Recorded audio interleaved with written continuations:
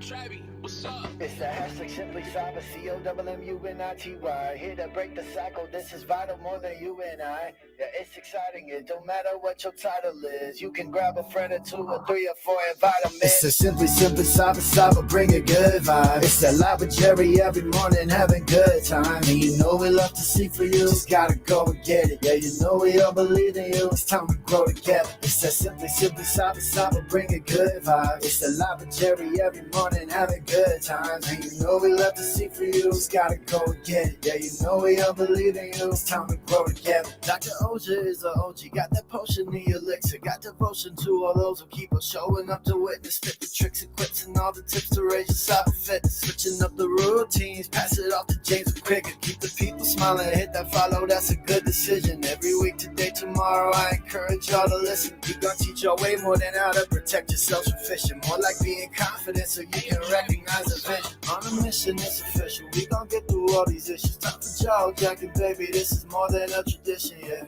Oh, I can't forget to recognize the mods. They the engine, they the reason that you leave and feeling charged. It's a Simply Cyber, bring a good vibe. It's a live with Jerry every morning, having good time. And you know we love to see for you, just gotta go and get it. Yeah, you know we all believe in you, it's time to grow together. It's a Simply Cyber, bring a good vibe. It's a live with Jerry every morning, having good times. And you know we love to see for you, just gotta go and get it. Yeah, you know we all believe in you, it's time to grow together. Yeah.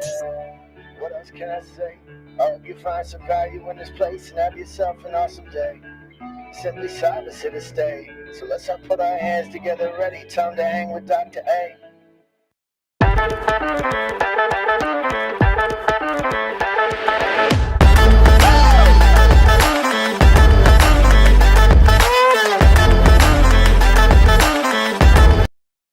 All right, good Friday morning, everybody. Today is Pi Day, March 14th, 2025. This is episode 834 of your Simply Cyber Daily Cyber Threat Brief podcast. I am your host, Dr. Gerald Auger. I was going to say as usual. I wasn't pausing to remember what my name is, I swear to God. Dr. Gerald Auger, and over the next hour, me, you, Eric Taylor behind the glass, Ms. Julian, Brenda at Snack Panic, Kimberly audio only, so just the ears, Tim McDonald, Marcus Kyler, Medine G, Centennial Gray with the pre-show music, Senfulous. Friends, we are all going to be shredding the top cybersecurity news stories of the day, and I'll be giving my expert opinion and analysis on each of those stories on what it means to you as a practitioner. So how can you use that information to drive cyber risk reduction for your business stakeholders? And also, don't be shy. It's not a bad word to say leveling yourself up, making you a more marketable asset. Even if you are driving cyber risk reduction down for a Fortune 500 company right now. Recession, I was just talking about it with Eric Taylor.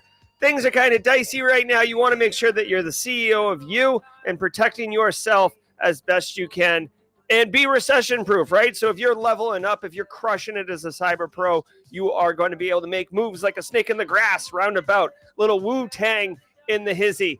All right, Casually Joseph's in the house, everybody, so make sure that we say hi to Kashmir. Guys, if you are a solo operator, drop a team solo chat, hashtag team solo, that is, Augusta Delgado, Kyle, for example. Know if you work alone that you're not alone. The Simply Cyber community is inclusive and supportive, and that includes extending outreach to the community of interest who work alone. We are your virtual coworkers, so holler at you, high five, and coffee cup cheers. Also want to say, if you think this show is for practitioners only, you got another thing coming for you, Buttercup. This show is perfect if you're looking to break into the industry. You're going to be asked in any job interview, how do you stay current? Ding, a ding, a ding. The Daily Cyber Threat Brief is a banger of an answer. You're going to be asked, you have an answer. If you stay and pay attention and engage, you're going to understand the current situation of the threat landscape. You're going to know tools, techniques. You're going to know who are resources to follow, or what resources to get, who to follow, and also who is all pure shenanigans and nothing burgers, if you will. Now, I want to let you know we got about 8 great stories, maybe a couple others sprinkled in, but I didn't research or prep for any of them. Do you know why? Ain't nobody got time for that. Ain't nobody got time for that. Are you kidding me? Come on, what are we doing here? Ain't nobody got time for that. So we're going to have some fun this morning, I promise you. I've got my big cup of coffee in the one pot of coffee in a single cup Thank you, Mrs. Auger, for the Stanley that fits an entire pot of coffee, enabling me to really get this coffee down my gullet. I am drinking the Simply Cyber dark roast brew there that provided by that company that's trying to get me to partner with them. We'll see how it goes. Before we get into it, guys, let me say shout out and thanks to the stream sponsors. Let me pay the bills. We're going to start off with Flare, move into Threat Locker. Then I'm going to tell you about how Antisyphon's Red Team Summit is killing it next week.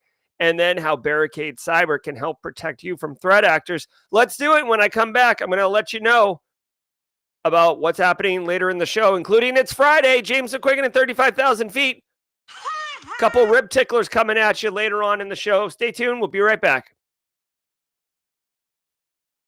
What's up, Simply Cyber? You know what keeps CISOs up at night?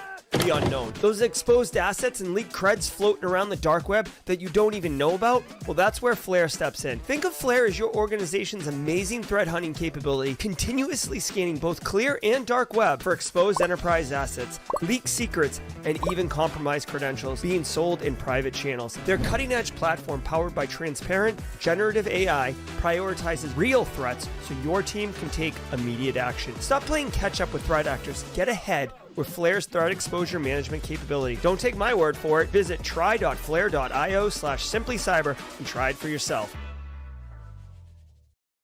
I want to give some love to the Daily Cyber Threat Brief sponsor, Threat Locker. Do zero-day exploits and supply chain attacks keep you up at night? Well, worry no more. You can harden your security with Threat Locker. Worldwide, companies like JetBlue trust Threat Locker to secure their data and keep their business operations flying high. Threat Locker takes a deny-by-default approach to cybersecurity and provides a full audit of every action allowed or blocked for risk management and compliance. Onboarding and operation is fully supported by their US-based Cyber Heroes support team. Get a free 30-day trial and learn more about how Threat Locker can help prevent ransomware and ensure compliance. Visit threatlocker.com.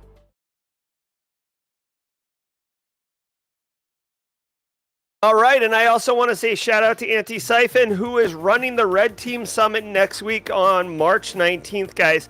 Absolutely free to register, a one-day summit focused on Red Team or offensive security operations. So if you are interested in either A, getting into the offensive side of things, or B, you're a blue teamer and you want to level up your game to thwart those threat actors from getting up in your business, from putting your pants on and walking around your office as you.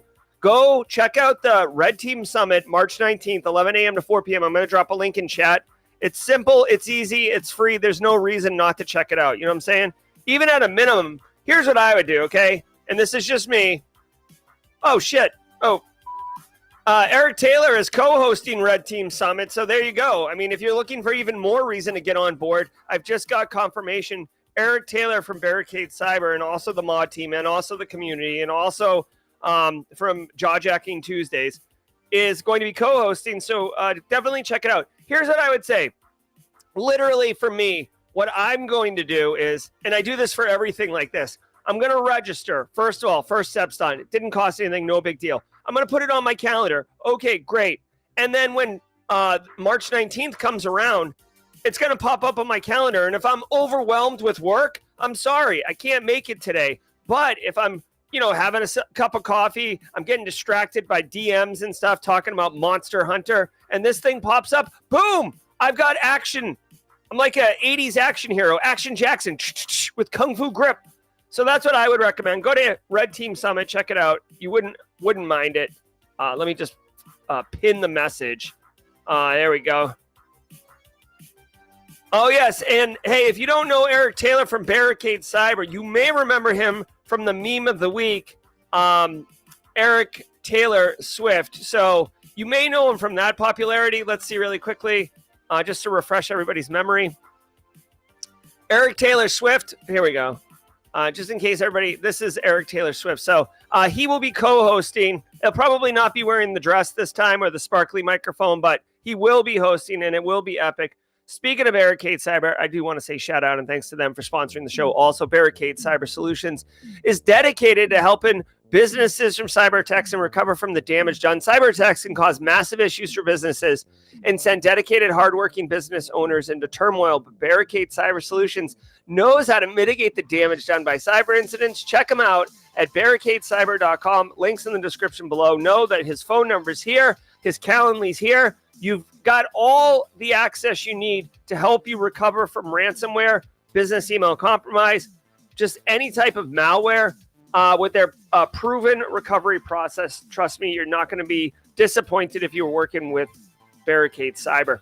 All right, guys, we got a great show for you. As I mentioned, every day of the week, we have a special segment. And on Fridays, it's James McQuiggan's Joke of the Week. Super excited to share that with you. James always brings the jokes, and they are really, really funny. Additionally, and this is a one-time thing, okay, guys? On Friday, we do JawJacking with a panel. I see Eric Taylor behind the glass. He probably will be joining us for the panel. We may have some other people. But we are also running a one-time special event today. I've been talking about it all week. If you would like to get your own copy of these 3 comic books or graphic novels or whatever you want to call them, these 2 are soft book comic books. This one is a hard book comic. Recca Comics, which is with Black Hills Information Security. This is their first run of the Future Is series. These could be collectibles. That's why I haven't opened them, but they're giving 5 away to our Simply Cyber community. So all you have to do is go to the Discord server, go to the socials intro channel, and do a hashtag giveaway after you introduce yourself, and you will be entered to win. We're going to draw 5 winners live on stream at 9 a.m., just about 50 minutes from now. So you still got time to register. If this is your first episode of the Simply Cyber Daily Cyber Threat Brief, I would love for you to drop a hashtag first timer in chat. Drop a hashtag first timer in chat so we can welcome you properly into chat. As always, if you want CPE, say what's up. Each episode's worth half a CPE. Grab a screenshot and file it away. Once a year, count the screenshots, divide by 2. That's how many CPEs you got. Now, do me a favor, y'all. This guy's talking fast and he hasn't even had coffee. What's going on? I'm just happy to be here, y'all. All right, sit back, relax, and let's let the cool sounds of the hot news wash over us in an awesome wave. I'll see you guys at the mid-roll for the jokes. From the CISO series, it's cybersecurity headlines. These are the cybersecurity headlines for... Hold on. Thank you, Simply Cyber community members, hashtag Team SC. I didn't see the message come in. Mod Chat hasn't pulled it up yet, but based on what I'm seeing, Sunshine 24/7 is a first-timer. Welcome to the party, pal. Oh, crap. We got a whole bunch of them. Anthony Della Rosa, welcome to the party, pal. Sean O'Brien, welcome to the party. Kawan Pinard, welcome to the party. Damn, y'all, we've got some newcomers here. Everybody be on your best behavior. We've got a lot of first-timers today. We don't want to scare them away. I'm joking. We have a good time here. First-timers, holla. Oh, my man Joe Hudson's in chat. What's up, Joe Hudson? Good to see you as always. Friday, March 14th, 2025. I'm Steve Prentice. Medusa ransomware continues to attack infrastructure.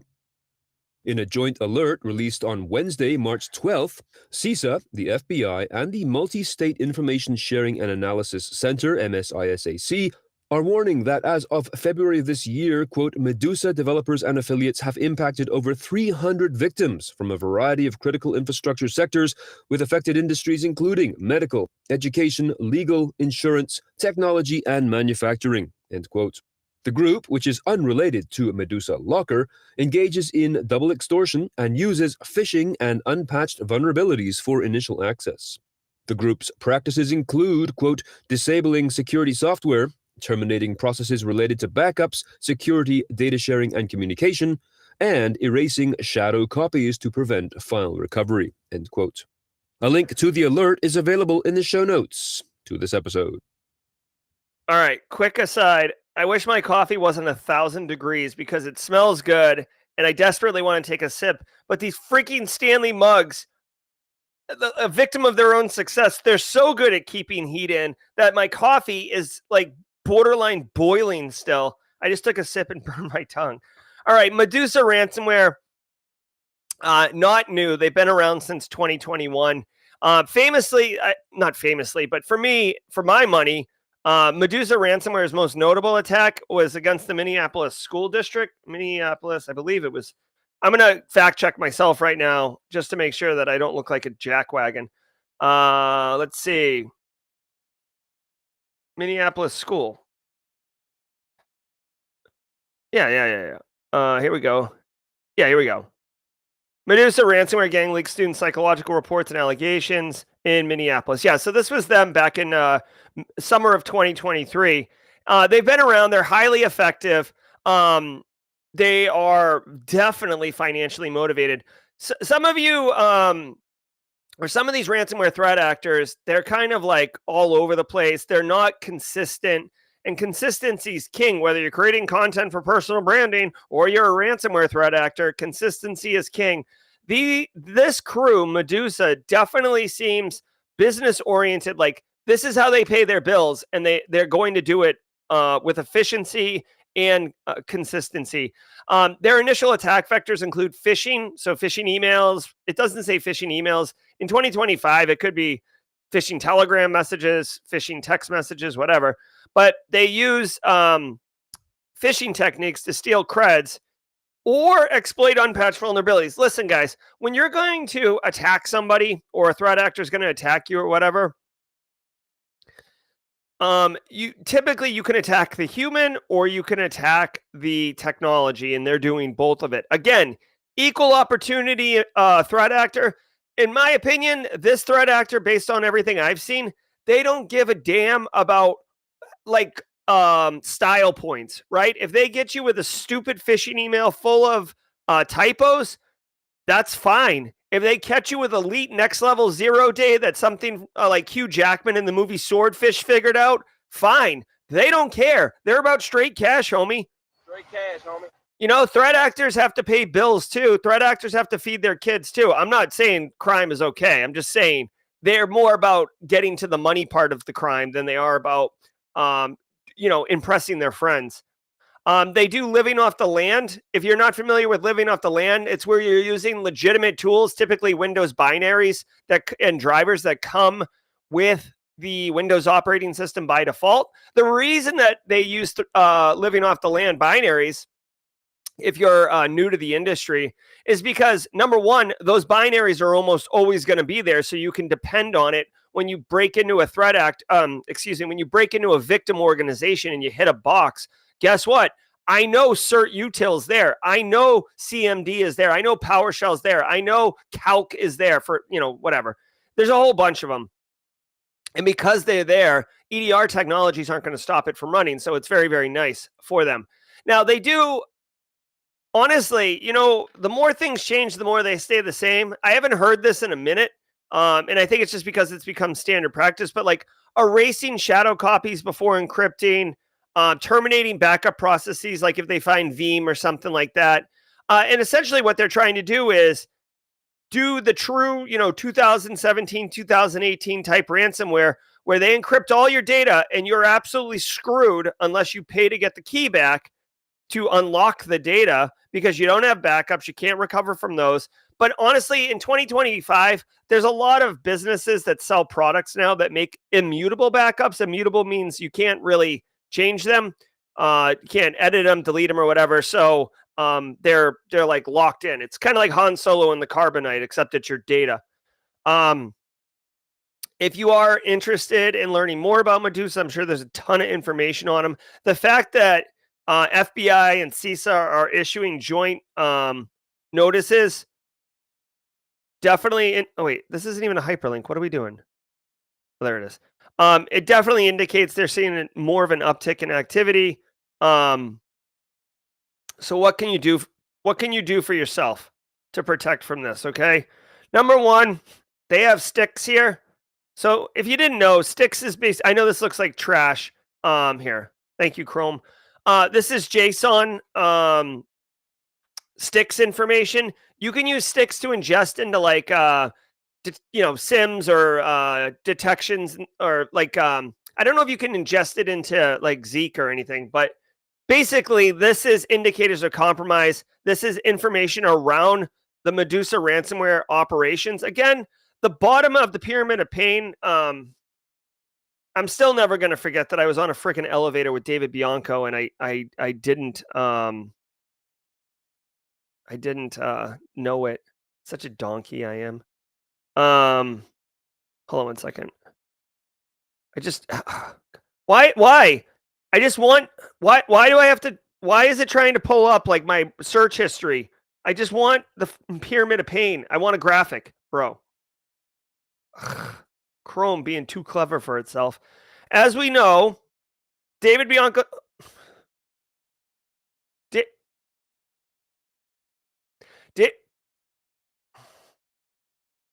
I am going to lose my mind.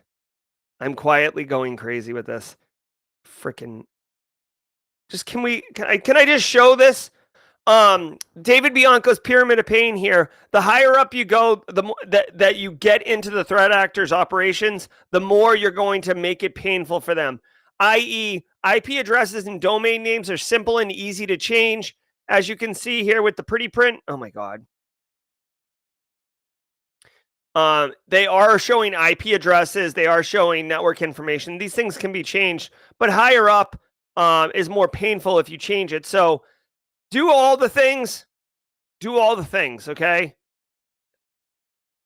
This is nice. Also, really quickly, if you are in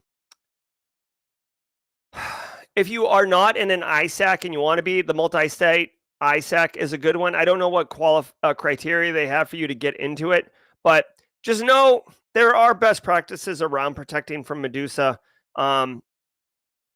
including immutable backups, doing tabletop exercises around ransomware, and they get in through phishing and technical exploitation. So educate your end user awareness.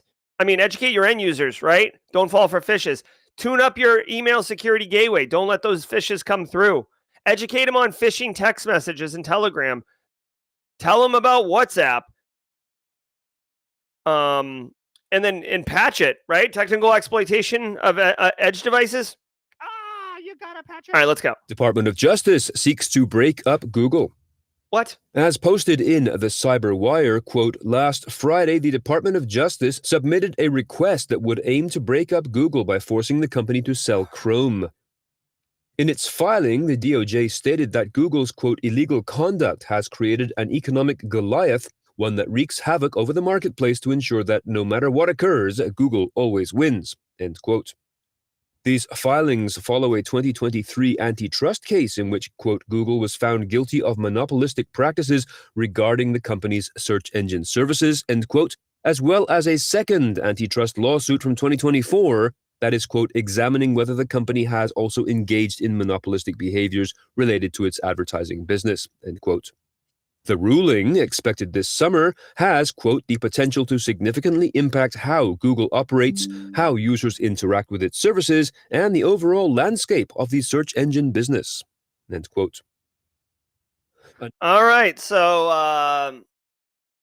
I guess, honestly, I know this is going to sound weird, but I feel like when the United States government wants to break you up, you've won as a business. Like, to me, this is like, in Skyrim, and like, obviously, I feel like everybody knows Skyrim, even if you're not a gamer, right? In Skyrim, you can just play the main story quest, but if you want to complete Skyrim, you do everything. I feel like when the U.S. government wants to break you up, that's when you've completed 100% of all challenges in Skyrim, right? If you just do the main storyline, that's a successful 8-figure business. Like, congratulations. Woo! You've won the game. Breaking up monopolies, antitrust lawsuits, you've gone ahead and completed all the quests. We'll see where this goes. We'll see where this goes, okay? Again, this is not a political show, but I do want to point out that the current administration does seem to favor, big tech. So we'll see where this goes. They're saying that they want to force Google to sell Chrome. Here's my thing really quickly. I don't think selling Chrome changes anything. Google still has a massive hammer to swing, and most browsers rely on Google for safe browsing lists. So, whatever. Plus, I like Chrome. Finally, Gloria,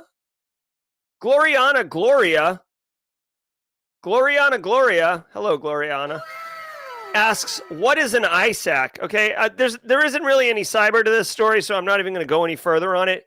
But let's just tell Gloria what an ISAC is. And Gloriana, thank you for asking the question, because somebody else may have had it in chat. Really quickly, an ISAC is an information sharing and analysis center, which is a big, complicated word, or like, phrasing. But what it really is it's a closed circle network of practitioners, typically within a certain industry, that can share information with each other, and it allows a single point of, not contact, but a single interface from like the US government, like CISA, into a certain area. I'll give you an example. I worked in healthcare for a number of years. Loved it.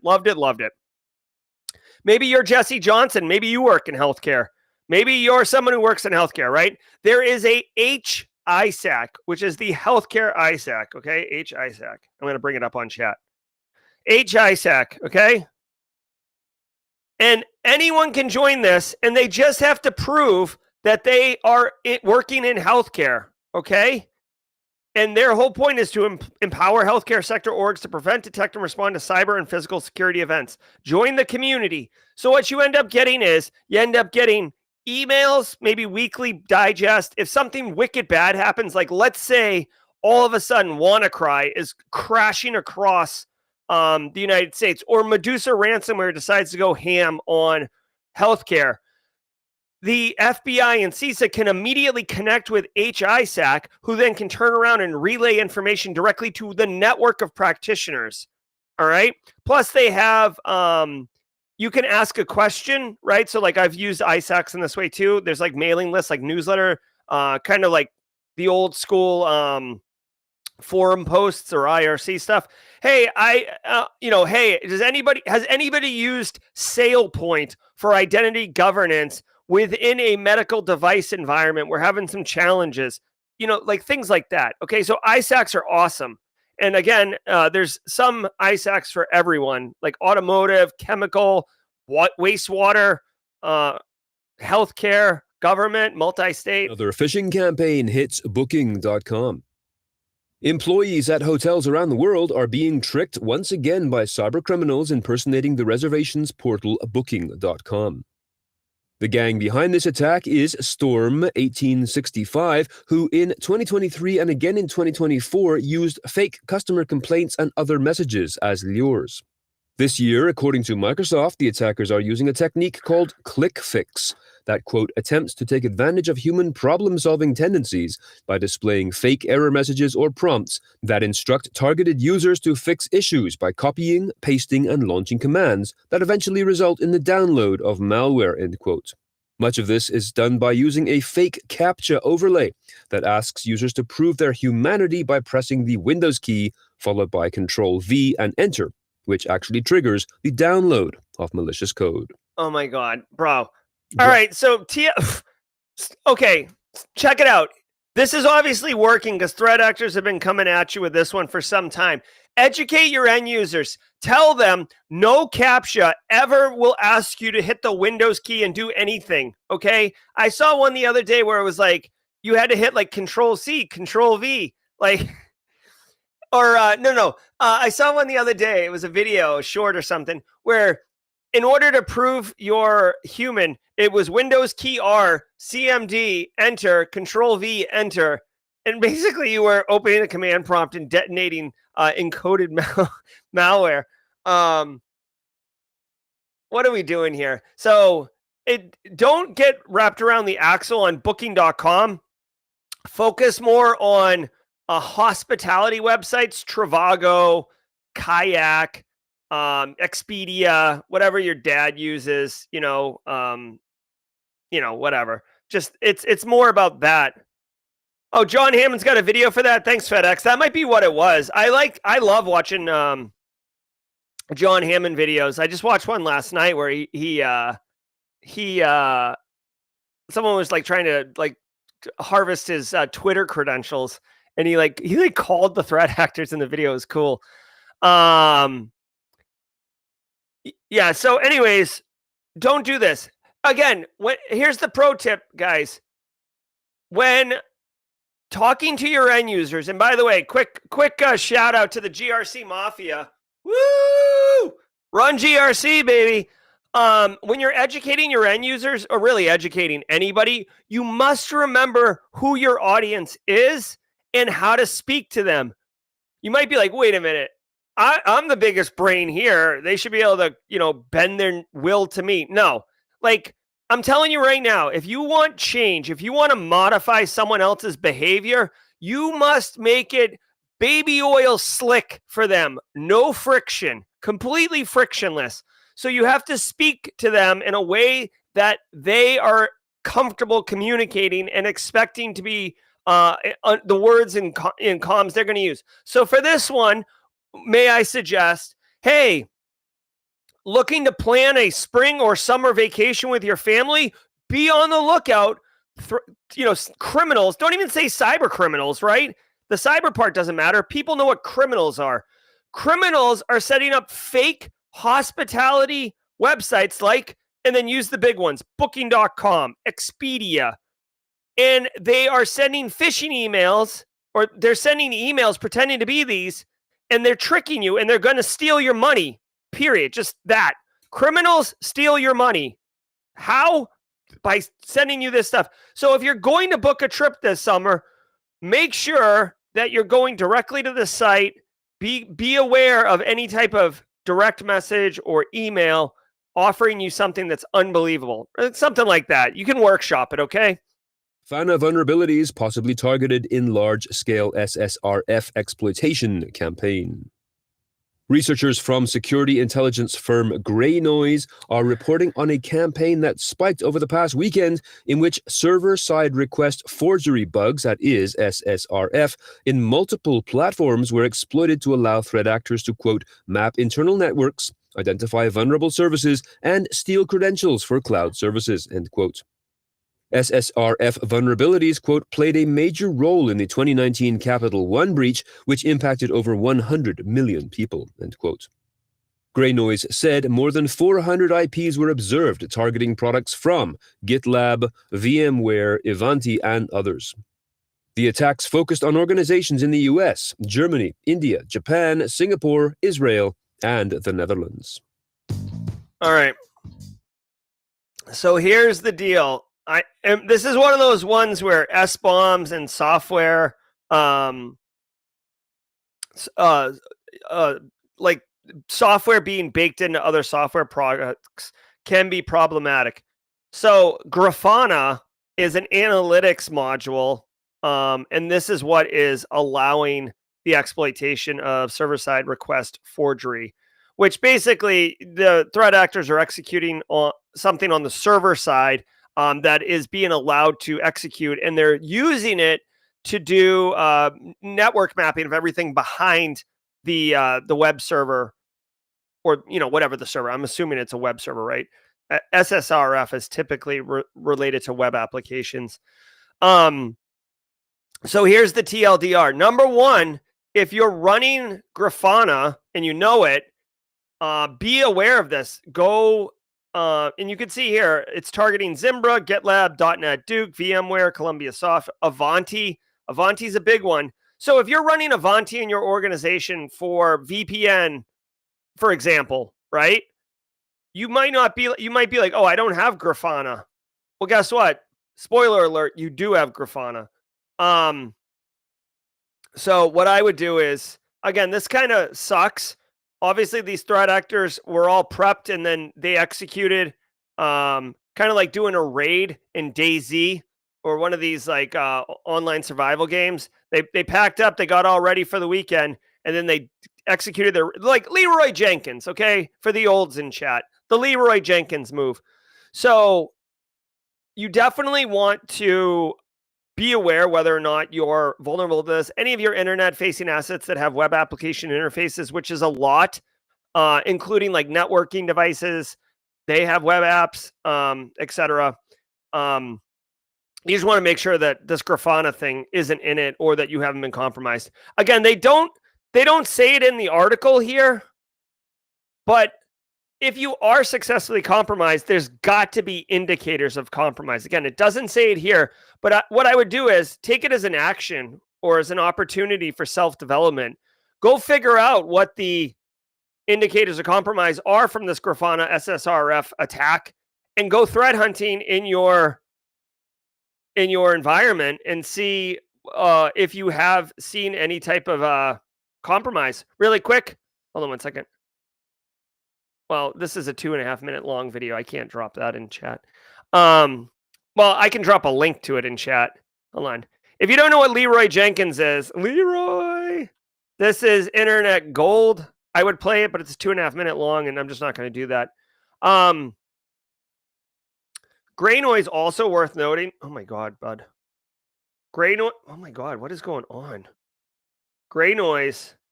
This is what I think it is. Yeah. Gray noise is pretty cool. I've messed around with it a little bit. I do not think they have a, well, they do have a free tier. Oh, wow. You can just ask it straight up questions now. All right. So this is Cisco Smart Licensing with hard-coded credentials attempts. Interesting. Yeah. So you can see here, this is first of all, I love the look and feel of it, the dark mode, but you can use this to kind of do some threat hunting or not threat hunting, threat intelligence gathering on your own environment or what the current trends are. I'll drop a link to this. Gray noise is, I like gray noise. Check it out. Check it out. At minimum, bookmark it. It's cool. It's been around for a few years. It's definitely, let me know in chat, honestly, like if you guys use gray noise or if you've messed around with it, if you enjoy it or not. Thanks to today's episode's sponsor, Vanta. Do you know the status of your compliance controls right now? Like right now? We know that real-time visibility is critical for security, but when it comes to our GRC programs, we rely on point-in-time checks. But more than 9,000 companies have continuous visibility into their controls with Vanta. Vanta brings automation to evidence collection across 35 frameworks like SOC 2 and ISO 27001. They also centralize key workflows like policies, access reviews, and reporting, and helps you get security questionnaires done 5 times faster with AI. Now that is a new way to GRC. Get started at vanta.com/headlines. That is VANTA.com/headlines. All right, let's go.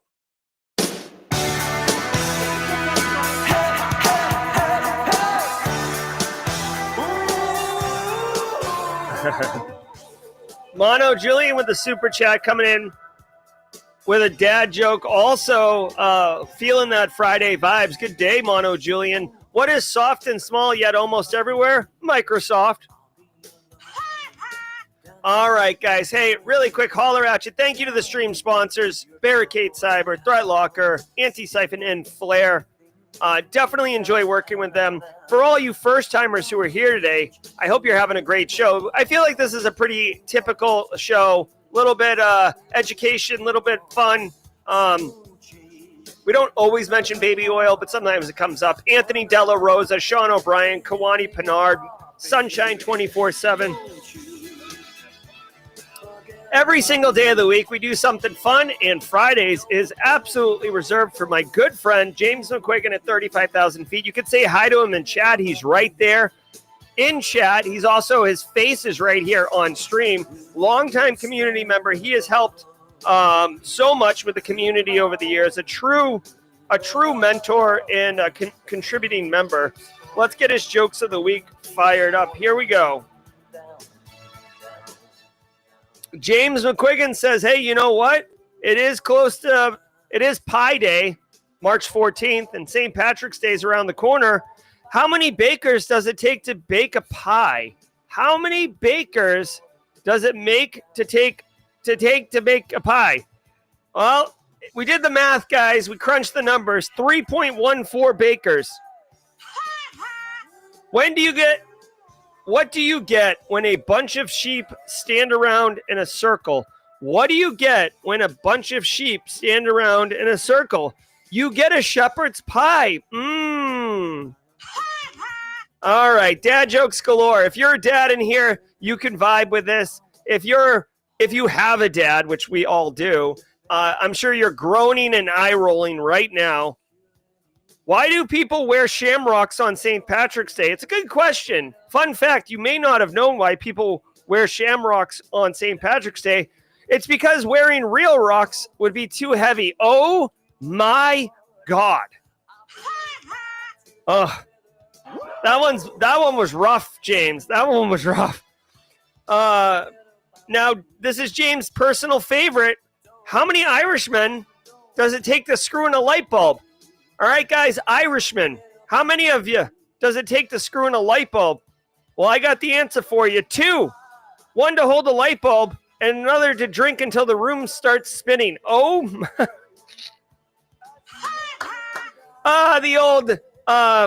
the old drunk Irish joke. I love it. So it takes 2 Irishmen to put a light bulb in. 1 to hold the light bulb and the other one to drink until the room starts spinning. That's James McQuiggan at 35,000 feet. Thank you very much, James, and thank you to all of you. We got our la-la-laws coming on. While we got our la-la-laws going on, I'm trying to try a new technique here. I'm going to introduce a new question. 2 buttons. Press 1. Here we go. Get $1 million. 2 50-50 shot at 100 million. All right, I'm doing this as a new thing. We'll see how it goes. 1 million guaranteed. 50-50 shot at 100 million. Did we just become best friends? Yep. There we go. I just dropped a thing in chat. We'll talk about that in a second. Priceless pancake. Why do divers drop backwards off a boat? If they went forward, they'd fall face first into the boat. Now that's funny. I like that. Thanks to the super chat, Priceless Pancake. Guys, I dropped a poll question in chat. If you could, there's 2 buttons presented in front of you. You push one button, you instantly get $1 million. The other button, you hit it, and it's a coin flip whether or not you get $100 million or nothing. What button are you pushing? Let's get our la-la-la-la's on. Alpha Sierra, lead us off, but everybody knows the words. La-la-la-la. Stick with us, too. We're going to be raffling off 5 prizes at 9 a.m. Eastern, so 20 minutes.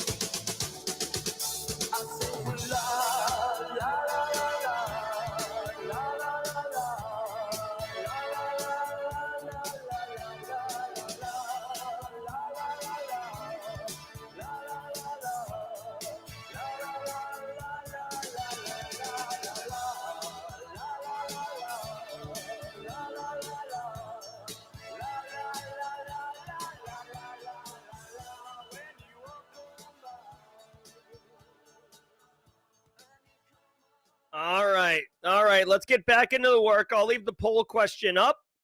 Just to me, it's like a fun way to have some more conversation in the chat. Let's go. This coffee's good, yo. Chinese spy group exploits Juniper Network's routers.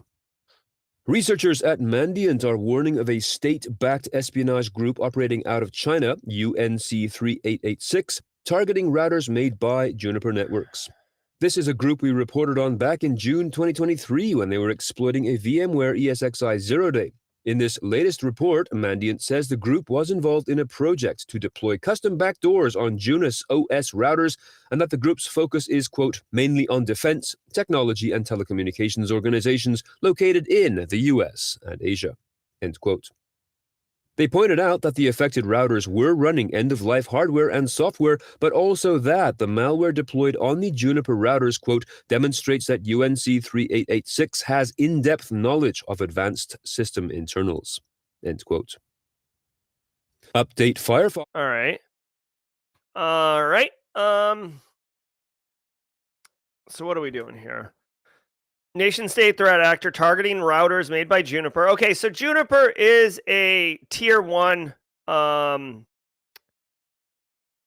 ready to hunt. I'll answer the question about the coffee in a minute. Juniper Networks is a top tier enterprise grade hardware company, right? Like they make routers and switches and firewalls and stuff. Coffee, man, coffee cup. Cheers, bud. And a lot of businesses have them, right? So that's the TLDR. There's a lot of companies with a lot of money that are using this technology, and they obviously have a exploitation or a vulnerability that can be exploited. And it's a router that's getting hit now. Obviously, you'd want to see which router it is, because the first thing I want to do is figure out if it's in my environment.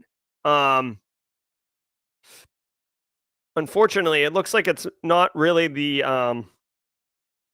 it's not the actual model problem. It's the operating system that's running on it. All of these devices, just so you know, they're computers, right? So it's not just a piece of hardware.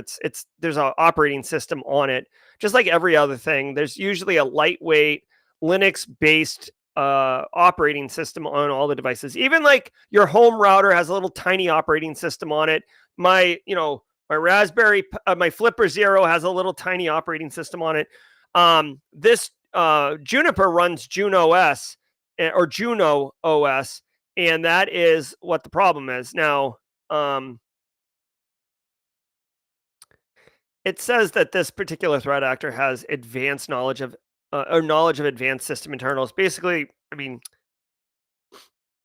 looks like they bought a Juniper router and like reversed it. Okay, like ooh.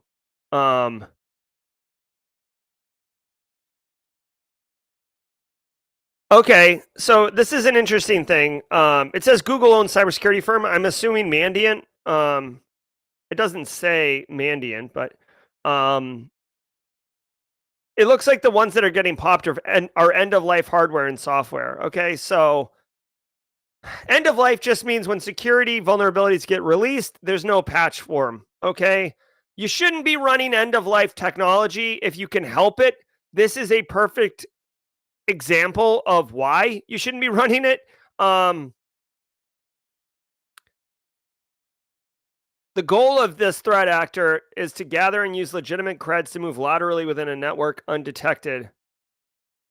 They want long-term access. So, okay, this starts getting into ideology and methodology. So when we look at Medusa ransomware, for example, they're trying to get in, they're trying to delete all the backups, and then they're trying to drop a encryptor payload and ultimately smash and grab and then get paid.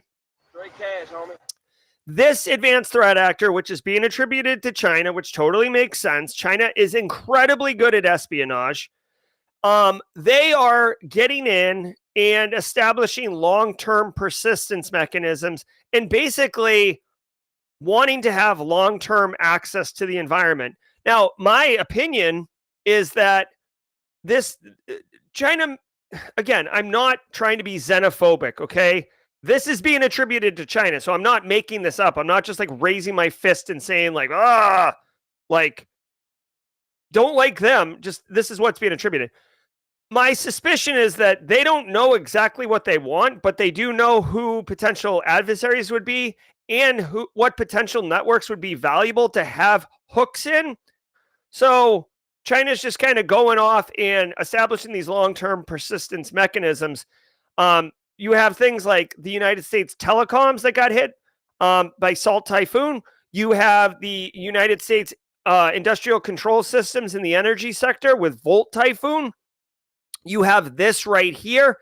I really feel like it's just laying infrastructure, laying groundwork until they're ready to do something with it, right?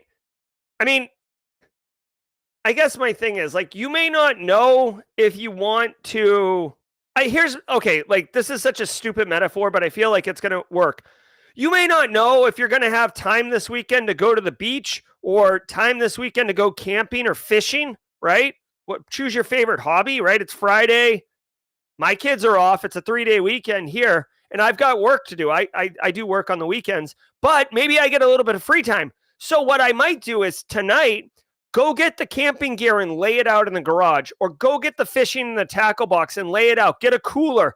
Go to the Harris Teeter and get a sub and throw it in the fridge. So if I do have the opportunity to go fishing tomorrow morning, boom, I'm off and running because I've got the infrastructure in place. That's kind of similar to what they're doing, in my opinion. This is tinfoil hat territory. I don't know if that's why China's doing this, but for my money and my, based on my life experiences, that's what I would do, right?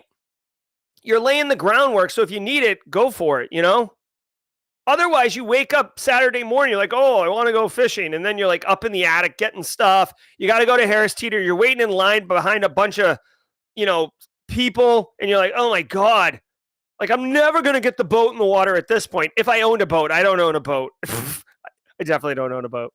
Before certificate expires, says Mozilla.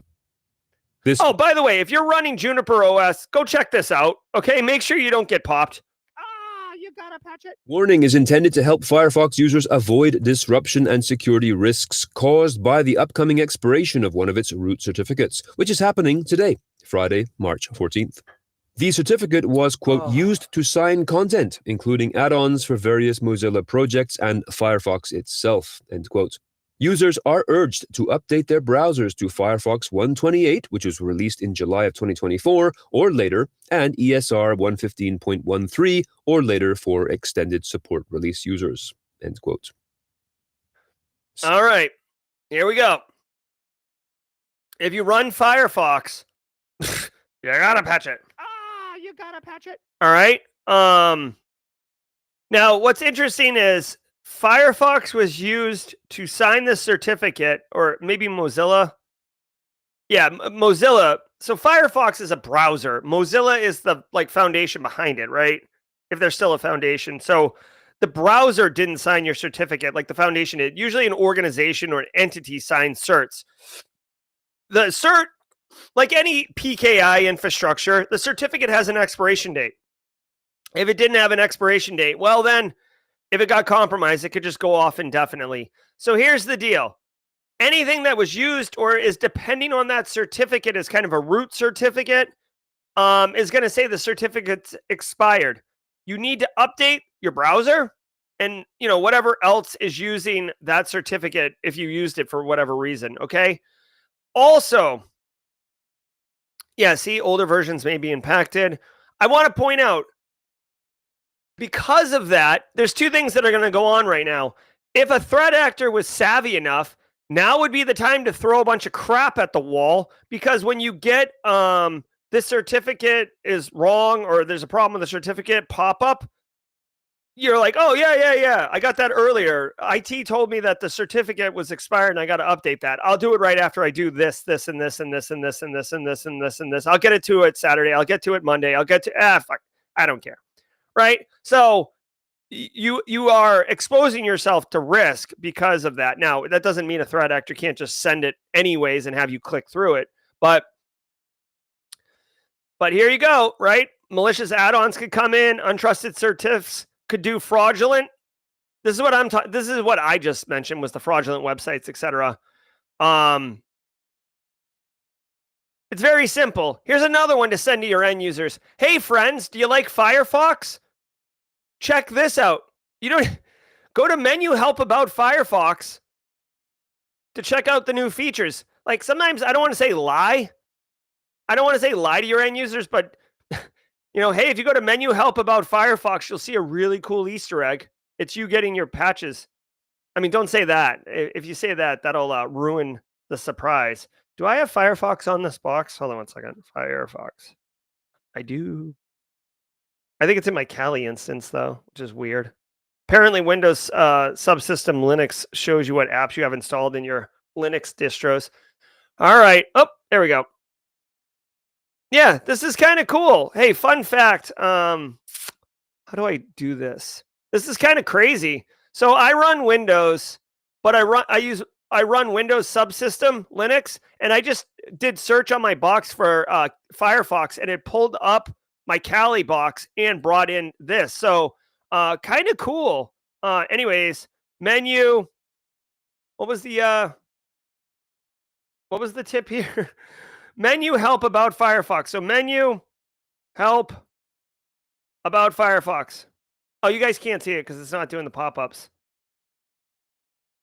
I can tell you it did not automatically update, so that's interesting. I'm on 102.50 ESR. So let's see. Version 102. Interesting. Well, I guess what I would say is, as much as I just told you to do that to your end users, it says users need to update their browser to Firefox 128. I literally just did it, and I was running ESR version 102, right? Extended support release, and it didn't update. So make sure that the way you do it.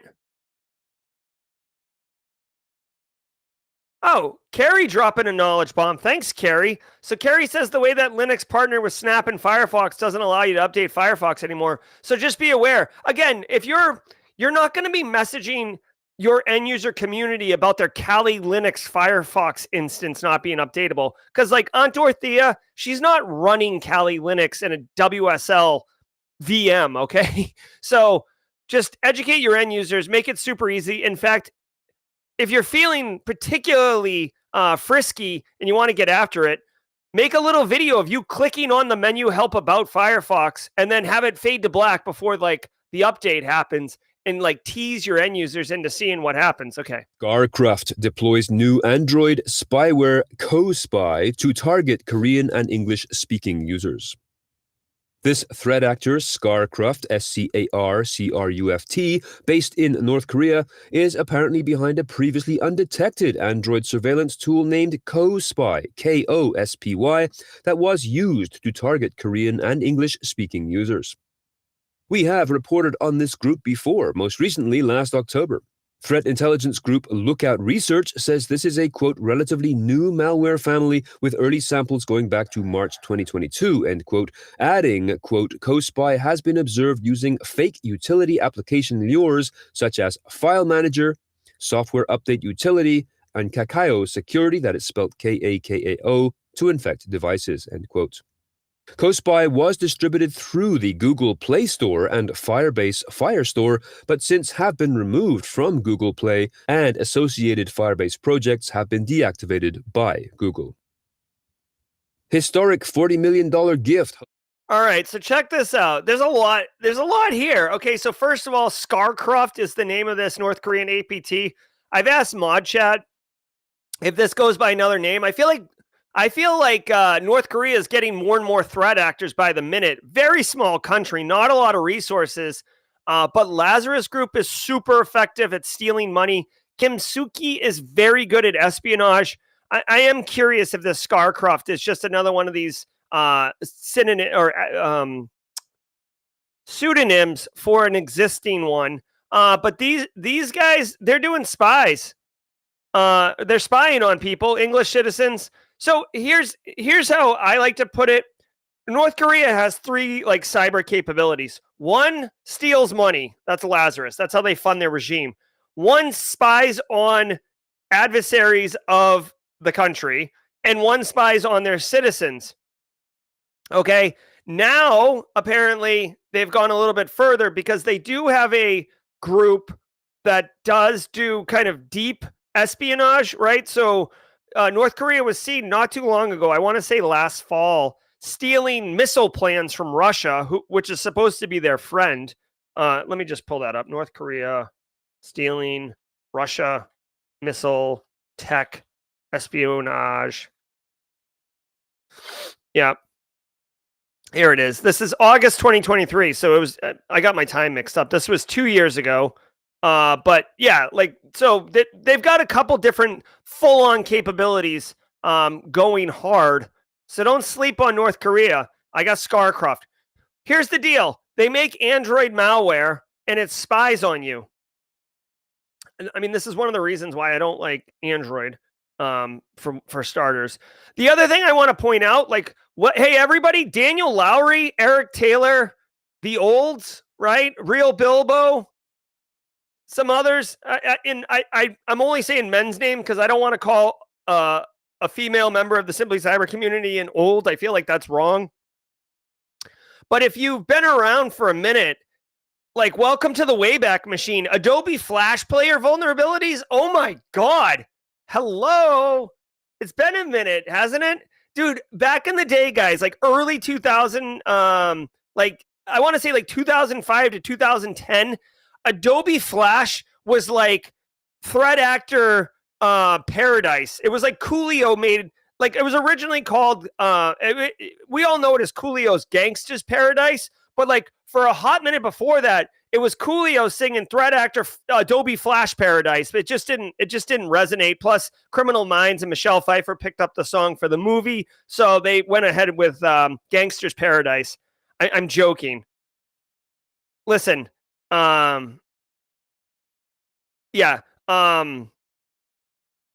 Anyways, I'm hold on. I'm trying to do a couple things here simultaneously. So anyways, I just Wayback Machine Flash, right? Wow. So this threat actor's been around since 2012. This is why I find it exactly. Daniel Lowry says all the best web cartoons. Guys, like just really quick, since now we're having fun. Who doesn't know this one? This is like part of my like my life. Homestar Runner. This was all Flash. Oh my God. Dude, this is Flash right here. Yes, it's run. Oh my God. This is so good. Oh my God. Okay. Enough with the rabbit hole. Here's what I would say. They've been around for a very long time. That's why I was confused. I hadn't heard of them. If you're downloading weird apps to do things like utilities, file manager, software update, Catco security, unfortunately, if you don't know any better, it's going to, you're installing malware on your box. I don't know if, even if you had some type of EDR solution on your Android devices, your phones, your tablets, etc., you're literally installing this malware with your permissions. It's not trying to like detonate on your box. So you may not be able to stop it. At the end of the day, what I would say is, if you can look for, here's the thing, like a mobile phone, like even if I come to work, I'm not going to necessarily connect my mobile phone to the work corporate network, right? A lot of people work remotely, on travel, like whatever. So you're not really connecting back to the mothership, if you will, and getting access to those enterprise security controls. So you're just riding dirty with your Android phone, your SMS messages, your photos, your email, all that stuff. They're all getting pulled with this surveillance tool. It's a straight up spyware. So yeah, I don't know what the long-term play is for North Korea here. I will say North Korea is way less like Eastern European cyber criminal, where North Korea doesn't just try to cast like a wide net and see whatever they catch and dink around. They're usually very targeted in what they do. In my opinion, it's because they have less resources, so they have to be deliberate about how they're spending them. Let's see. It actually says that it retrieves an encrypted config from a Firebase Firestore. I've never heard of Firebase Firestore, but if you are able to detect Firebase Firestore C2 traffic, like going out to Firebase Firestores, that could be an indicator. Firebase Firestore. The problem, like I said before, though, the problem is you're not really looking at telemetry from Android devices. Oh, this Firebase Firestore is basically like Google's S3 buckets, I guess. Whatever. Not good. Send your end users a message. Tell them to use iPhones. Hopes to solidify Tampa Bay as Cyber Bay. Uh-oh. In the good news department, a record-setting gift of $40 million. Yeah, FedEx. I know people do connect to their corporate Wi-Fi, but it's not guaranteed. Like, you have to deliberately do it. I just don't think it's a guarantee. Like, your laptop, your workstation, you're absolutely getting on the corporate network. Your iPhone, your Android phone, not necessarily. Dollars from Arnie and Lauren Bellini intends to establish the Bellini College of Artificial Intelligence, Cybersecurity and Computing, part of the University of South Florida, as the first named college in the U.S. dedicated exclusively to the convergence of AI and cybersecurity. Arnie Bellini is, quote, a tech entrepreneur and investor who built ConnectWise into a billion-dollar cybersecurity and IT services leader before it was sold in 2019, end quote. And he was thus instrumental in helping Tampa's tech boom.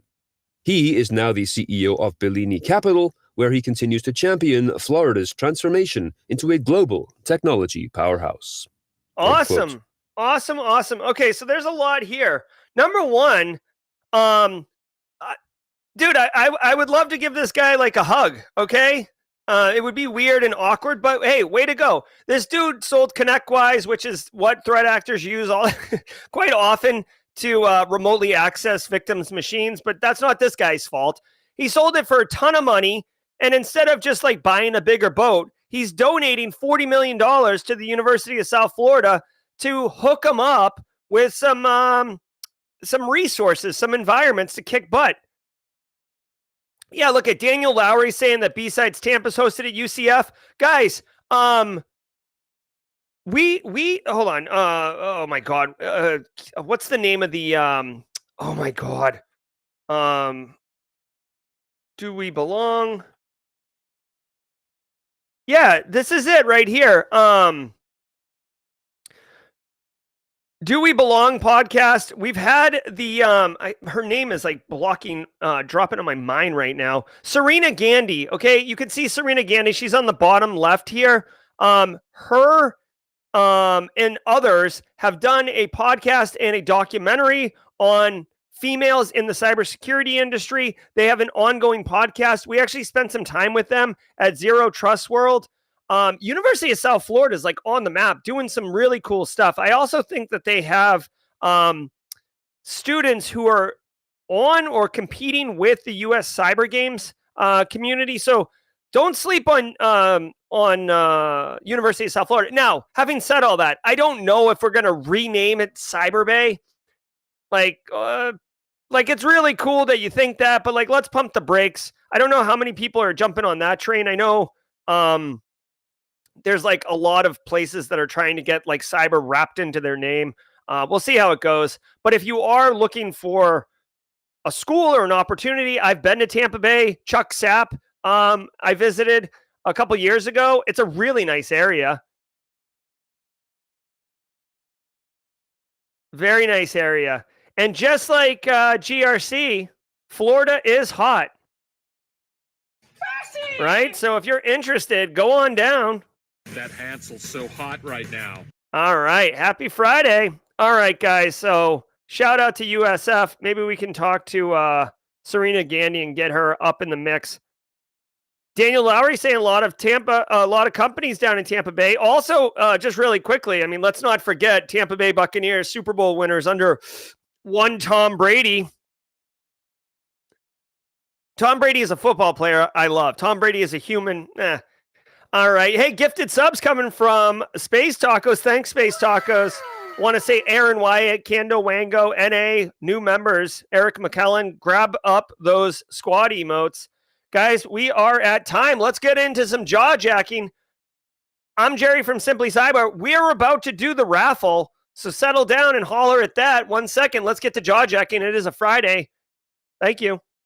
Ever wonder what it takes to break into cybersecurity? Join us every weekday for JawJacking, where industry experts answer your burning questions about the cybersecurity field. Live, unfiltered, and totally free. Let's level up together. It's time for some JawJacking.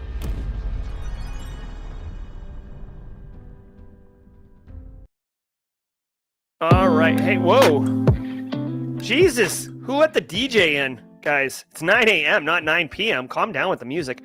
All right, guys. Hey, we're pivoting over to JawJacking. It is a Friday, which means we're doing a panel, which is going to be absolutely lit. But before we do that, we are going to raffle. Hold on.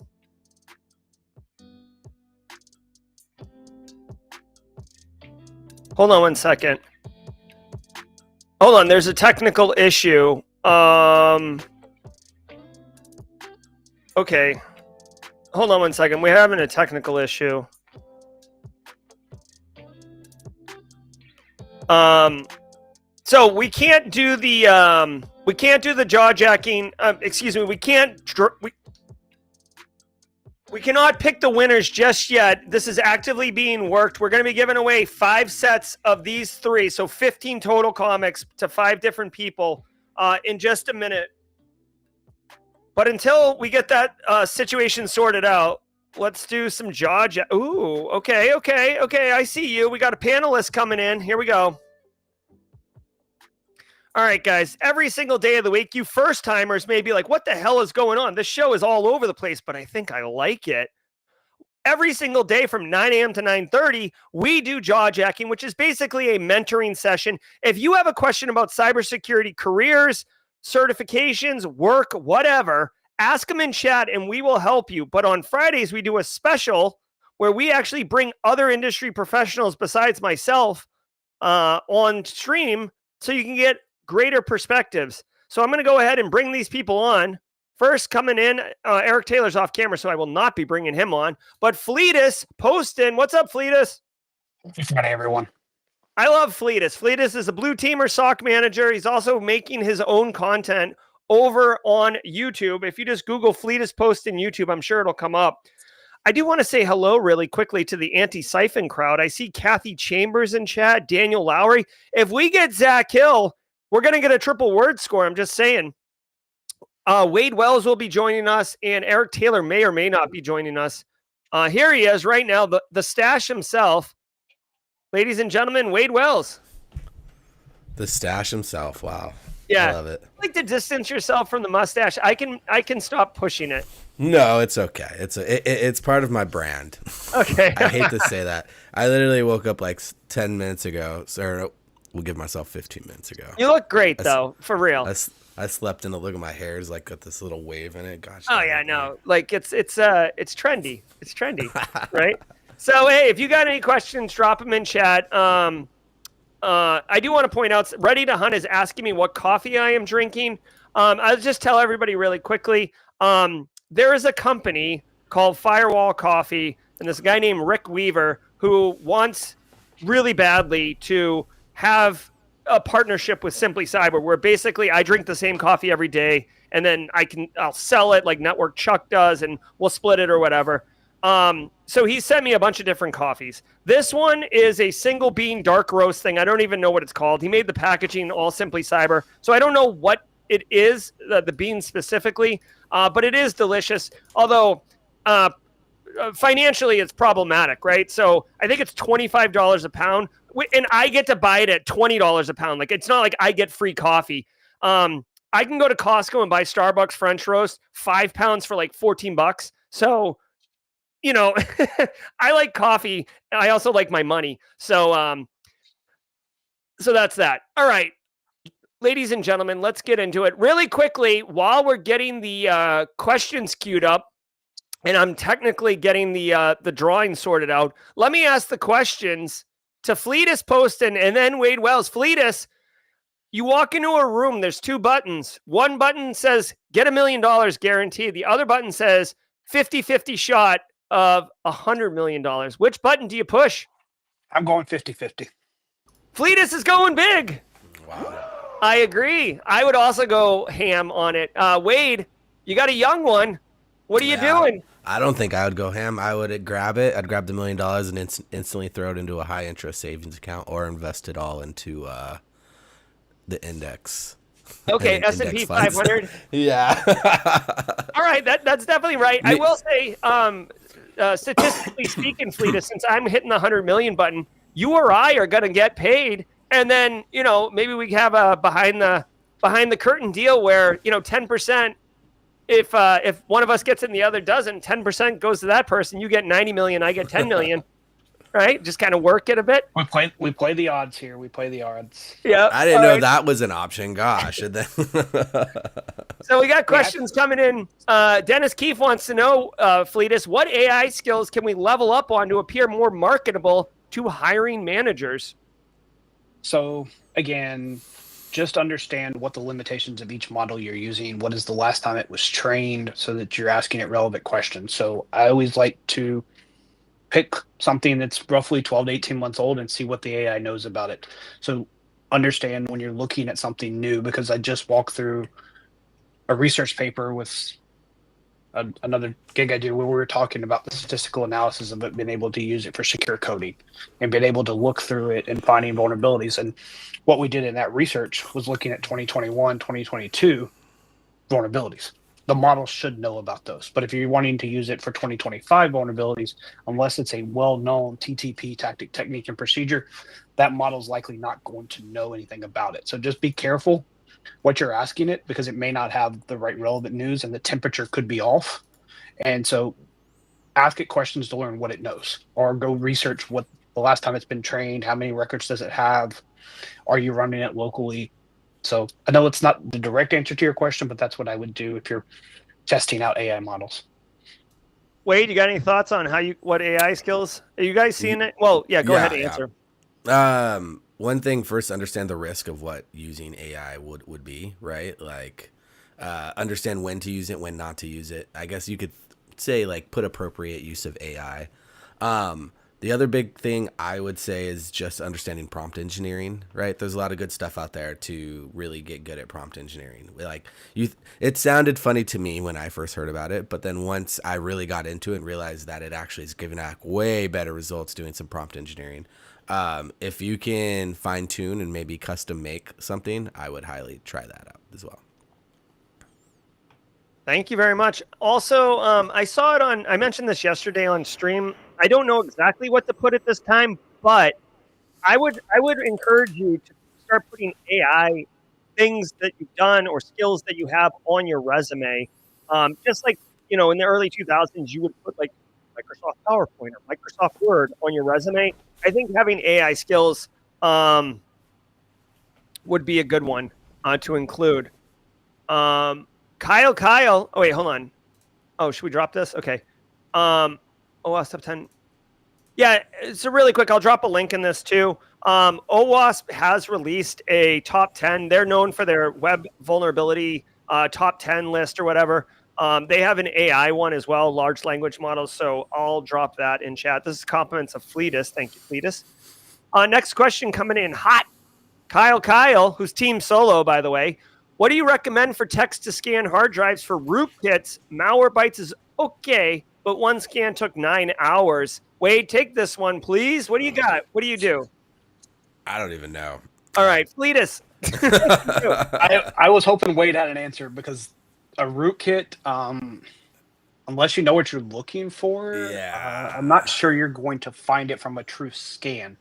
What I would say is hopefully you have an EDR, go hunting, look for the living off the land, find things that's hooking into on a Windows, your Sys32, or looking into other processes to find out if you have it. I know that they're out there. CrowdStrike's pretty good about this. Not to plug, I think Sentinel-1 too, which I think in the back chat Eric's chiming into, has a decent catch for it. So I would rely on your EDR, your endpoint detection and response, but I would go hunting in your environment for known tactics. My first thought is like CAPE, right? Like you're going to run and then look through some more of digital forensics based stuff where you're not going to be able to scan every machine with this, but you're going to be able to have some really good information that's going to highlight some weird stuff going on if you know how to look properly. And I'm dropping a link to CAPE. It's KAPE from Kroll. I'm dropping a link to that in chat as well. A million years ago, there was something called RK Hunter in Linux that you could use, but I don't think that is maintained anymore. Here's my opinion. If you think you got a rootkit, if you even think you have a rootkit, just reimage and move on. Reimage. Yes. If someone is struggling to get an entry-level job for experience, would you recommend freelance work? If so, how would you go about doing that? Have you guys ever done any freelance work? Wade? A lot. Yeah, a lot. Okay, Wade's done a lot. Fleetus has done a lot. Fleetus, tell us a little bit about your freelance work and what your thoughts are on this question here. So again, it depends. I hate the answer, but it really depends on what your skill sets are and who's looking for it. So the best place to start is to get that freelance is go find nonprofits. Go serve with a nonprofit, give back to a nonprofit, or volunteer to get something on your resume and to show that you have hands-on skills. Once you've done that, use your word of mouth, use your networking. Hey, do you have 10 hours of work Can you give me 5 hours of work? Can I subcontract with you? And those are the best ways to get your foot in the door and to learn new skill sets. It's still hard. A lot of the contracts that I've gotten has been subcontracting, or it's fell in my lap because of people know who I am. So it's getting your name out there is really most of my contracting work. It's not really because I was looking for it, to be frank. Yeah. If you're someone who's struggling and looking for freelance work, you're going to struggle even more, because most newer people aren't going to be hired for freelance work, right? Usually freelance work is someone who's already pretty experienced, well known in the community, and is being paid top dollar. This is like cybersecurity. A lot of stuff you're going to be have your hands in some critical systems possibly, and they don't want someone who's newer in there just in case you were to flip the wrong switch. Yes, I would also two things. One, I would say you can do your own. I know you like. Don't get wrapped around the axle that experience is only paid work. Okay, like that's not true. Like, you can do work that's not paid and it's still experience. You can do your own home network. And I know that sounds like bull crap, but listen, your home network is a complicated network. It has Xboxes, IoT devices, endpoints, mobile phones, end users. My kids are wicked dangerous end users. Okay, I got an alert on my Ubiquity device the other day of some Russian thing. I went into my house and I'm like, what are you doing right now? He's like, I'm downloading a skit. I'm like, what do you, stop. Okay, so it's a good network to do these things on. You can do GRC work. You can do blue team stuff. If you're going to do red team, there's already a million platforms out there to go get that experience. So the other thing I would point out, if you are on a cybersecurity career journey, I promise you, and I know without even asking, I know Fleetus, the answer is going to be yes, and Wade, the answer is going to be yes, and literally everybody who's been in the industry, Daniel Lowry, the answer is going to be yes. Once you've worked in the industry a while, most people are going to stand up some type of LLC or thing on the side. I'm not saying that that's what they've done, because you're going to be asked to do freelance work. Like, it's just going to, hey, can you help me? Hey, I got this business. Because cyber feels like a point in time need for a lot of businesses, or they just want a sanity check, right? I've got a buddy who owns a financial management company, 6-person employee company. Every time I talk to him, he's like, hey, is there anything I should be aware of? And I don't charge him for that. But like, if it's just a random, like, a lot of people stand up side businesses because it happens that often. Okay. I mean, right. Really quick, Wade, please. So you've been asked multiple times for like freelance work. Yeah, I believe Fleetus and I both do have LLCs on the Yeah. side. Yeah. So do I, right? Like, yeah, my I want to add business. something to that real quick. Is there have been times when people are like, I should have paid you for this. And like, it's because I care about the community that I'm like, here's my pro bono. Here's my 1 hour, 2 hours, 3 hours worth of consulting. But it's going to happen. And to be honest, to your point again, we were talking about home networks. Document anything and everything you've done. Like, you've heard me guys say this before. Your home network is a small business. There's 20 plus devices in your home network in the average American home. That's the average home. So just be comfortable documenting anything and everything you've done. Conference volunteers is another great way to get your foot in the door. Volunteer as a conference volunteer for B-Sides, for Simply CyberCon, or any other local meetup that you have. Wow Hacking Fest is looking for volunteers right now. Shameless plug. Go volunteer. That's another way to get your freelance stood up, because someone could say, hey, while you're here, could you help me with this? And you could say, hey, could you throw me a gift card? Could you throw me a little bit of money? And now you've got experience and a little bit of payback. There it is. There it is. And really quick, we actually have a screenshot of Fleetus doing some freelance consulting right here. There we go. There's Fleetus. You scared me there. I'm like, what screenshot? Who documented what? Where did this come from? No.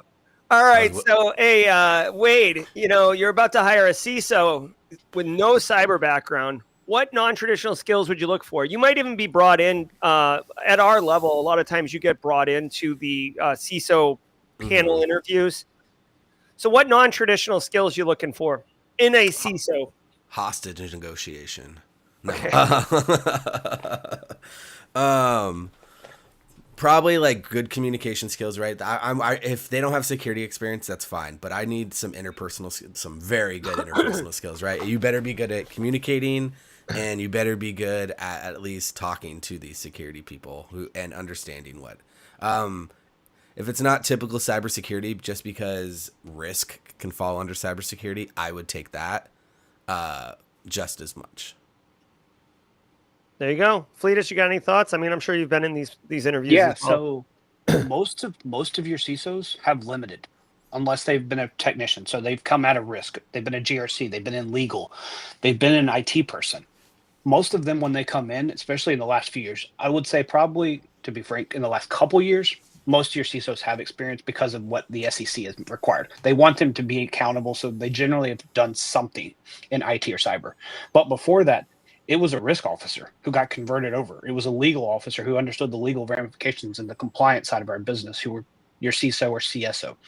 That's the other thing you got to watch is most companies are now putting physical, compliance, and cyber under the same executive. So that's where your CSOs come into play, your chief security officers. So now they're taking on compliance, risk, cyber, and physical. Angular says, wait, Gerald Auger, what is picking the 50-50 shot is running updated code? Hack the Gibson. Wait, what is picking the 50-50 shot? Is it running the updated code? I don't fully understand that. I know it's the 50-50 shot on the $100 million. I'm not picking up exactly what you mean by that, but I do like the 1995 Johnny Lee Miller, Angelina Jolie Hackers movie reference, so we'll give you credit for that one. Sambu Rajadran says, are firewall certs any good to get into network security analyst roles? I got ghosted after an HR interview, which I think I nailed, maybe because I lack a cert. All right. I mean, my first thought, like, I don't know, unless the job requires a cert for them to put you in the position, like in the U.S. federal government, they can't put you in a certain role unless you have certain certifications. Okay. So like there are specific instances where having a certificate is required, but I don't know anyone who's ever been like, well, you freaking nailed this interview. This is awesome. But I see here you're lacking a cert. So we're going to go with somebody else who's not quite as good as you. So I don't think it was the cert. The HR person, who knows? Honestly, Sambu, it could be a million different things. It could have been a hardwired candidate where they had to interview X amount of people to meet some type of obligation and you never had a shot at it. Not that you weren't qualified. It's just sometimes things are hardwired. It could be, they just had a better candidate. The fact you got ghosted sucks. I don't think that's anything that should have happened. Fleetus, any firewall certs any good for network security analyst roles?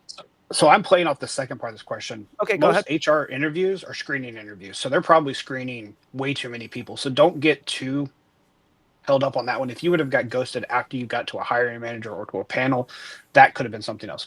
Firewall certs, as I talked about with Eric, I think last week, unless you're like a PA shop or a Juniper shop, that's the only time, like if you're hardcore on that vendor, you want the vendor cert. But a generic Cisco cert or a generic networking cert is probably sufficient. So I wouldn't even say firewall certs unless you're a $100 million PA shop, which I know people out there who spend millions upon millions with PA. So they want everyone in their company to be PA certified. Managed security providers will require you to get brand related firewall certs. Technically, I have a whole bunch of Fortinet certs from back in the day that I don't even put on my resume or my LinkedIn or anything. There you go. And Real Bilbo is in chat. He's got, I think he might have Fortinet tattooed on his body somewhere. He was very passionate about Fortinet. Bold move, Cotton. Yes. I do love Real Bilbo, though. If you get a chance to meet Real Bilbo in person, he's a delight. All right. If someone is struggling to get an entry... Oh, wait, hold on. We already asked that one. Sorry, I'm just clearing the queue here. Give me a second.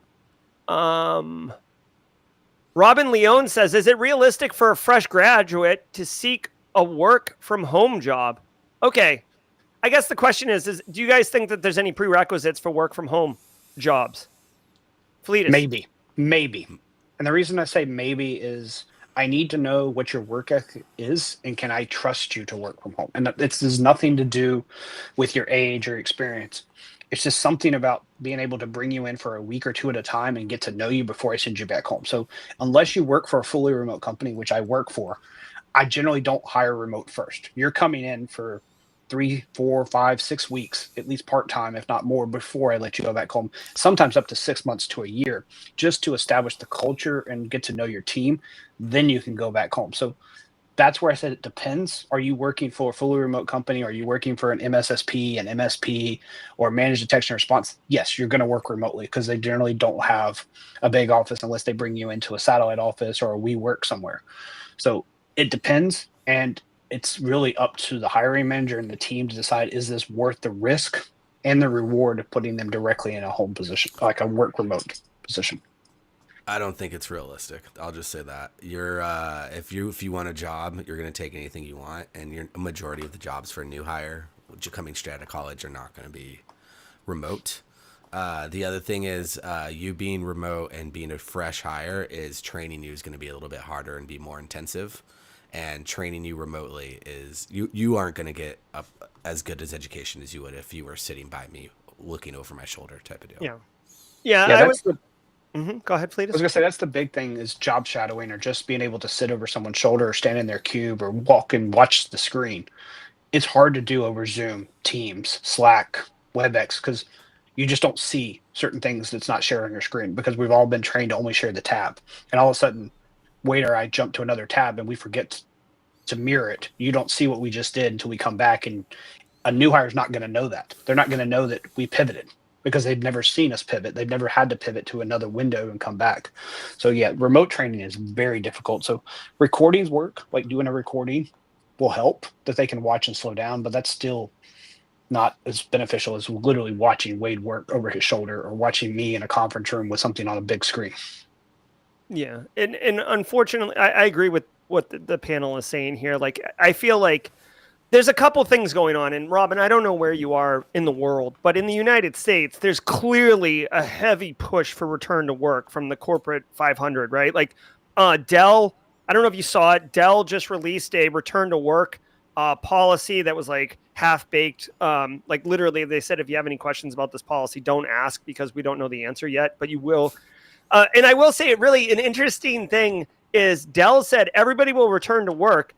If you don't want to return to the office and work remotely, that's okay, but you will be unable to get promoted or a job raise for the rest of your time with Dell. So like they're making you make the decision yourself if money is important or not for that. So like they're not saying don't do it, but they're making there be a penalty with it. We saw, a lot of companies doing it. I would say, honestly, this isn't like an old flexing on you, but like when you're young, and I know this sounds so like, I don't know, elitist or something, but like until you worked in like a corporate environment, you don't know really how to work. And I that isn't to judge, but like the way you work in school, the way you do group projects and stuff, the lack of accountability, like diffusion of responsibility, delay, like that doesn't work. Like you'll get fired.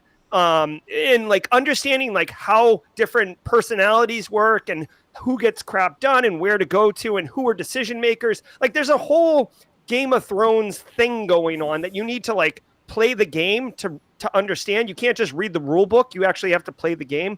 And you don't get that working remotely for the most part. Again, I'm not trying to gate you or anything like that. I'm just saying I think it actually would be stunning to your career growth to not work in an office, at least for some period of time.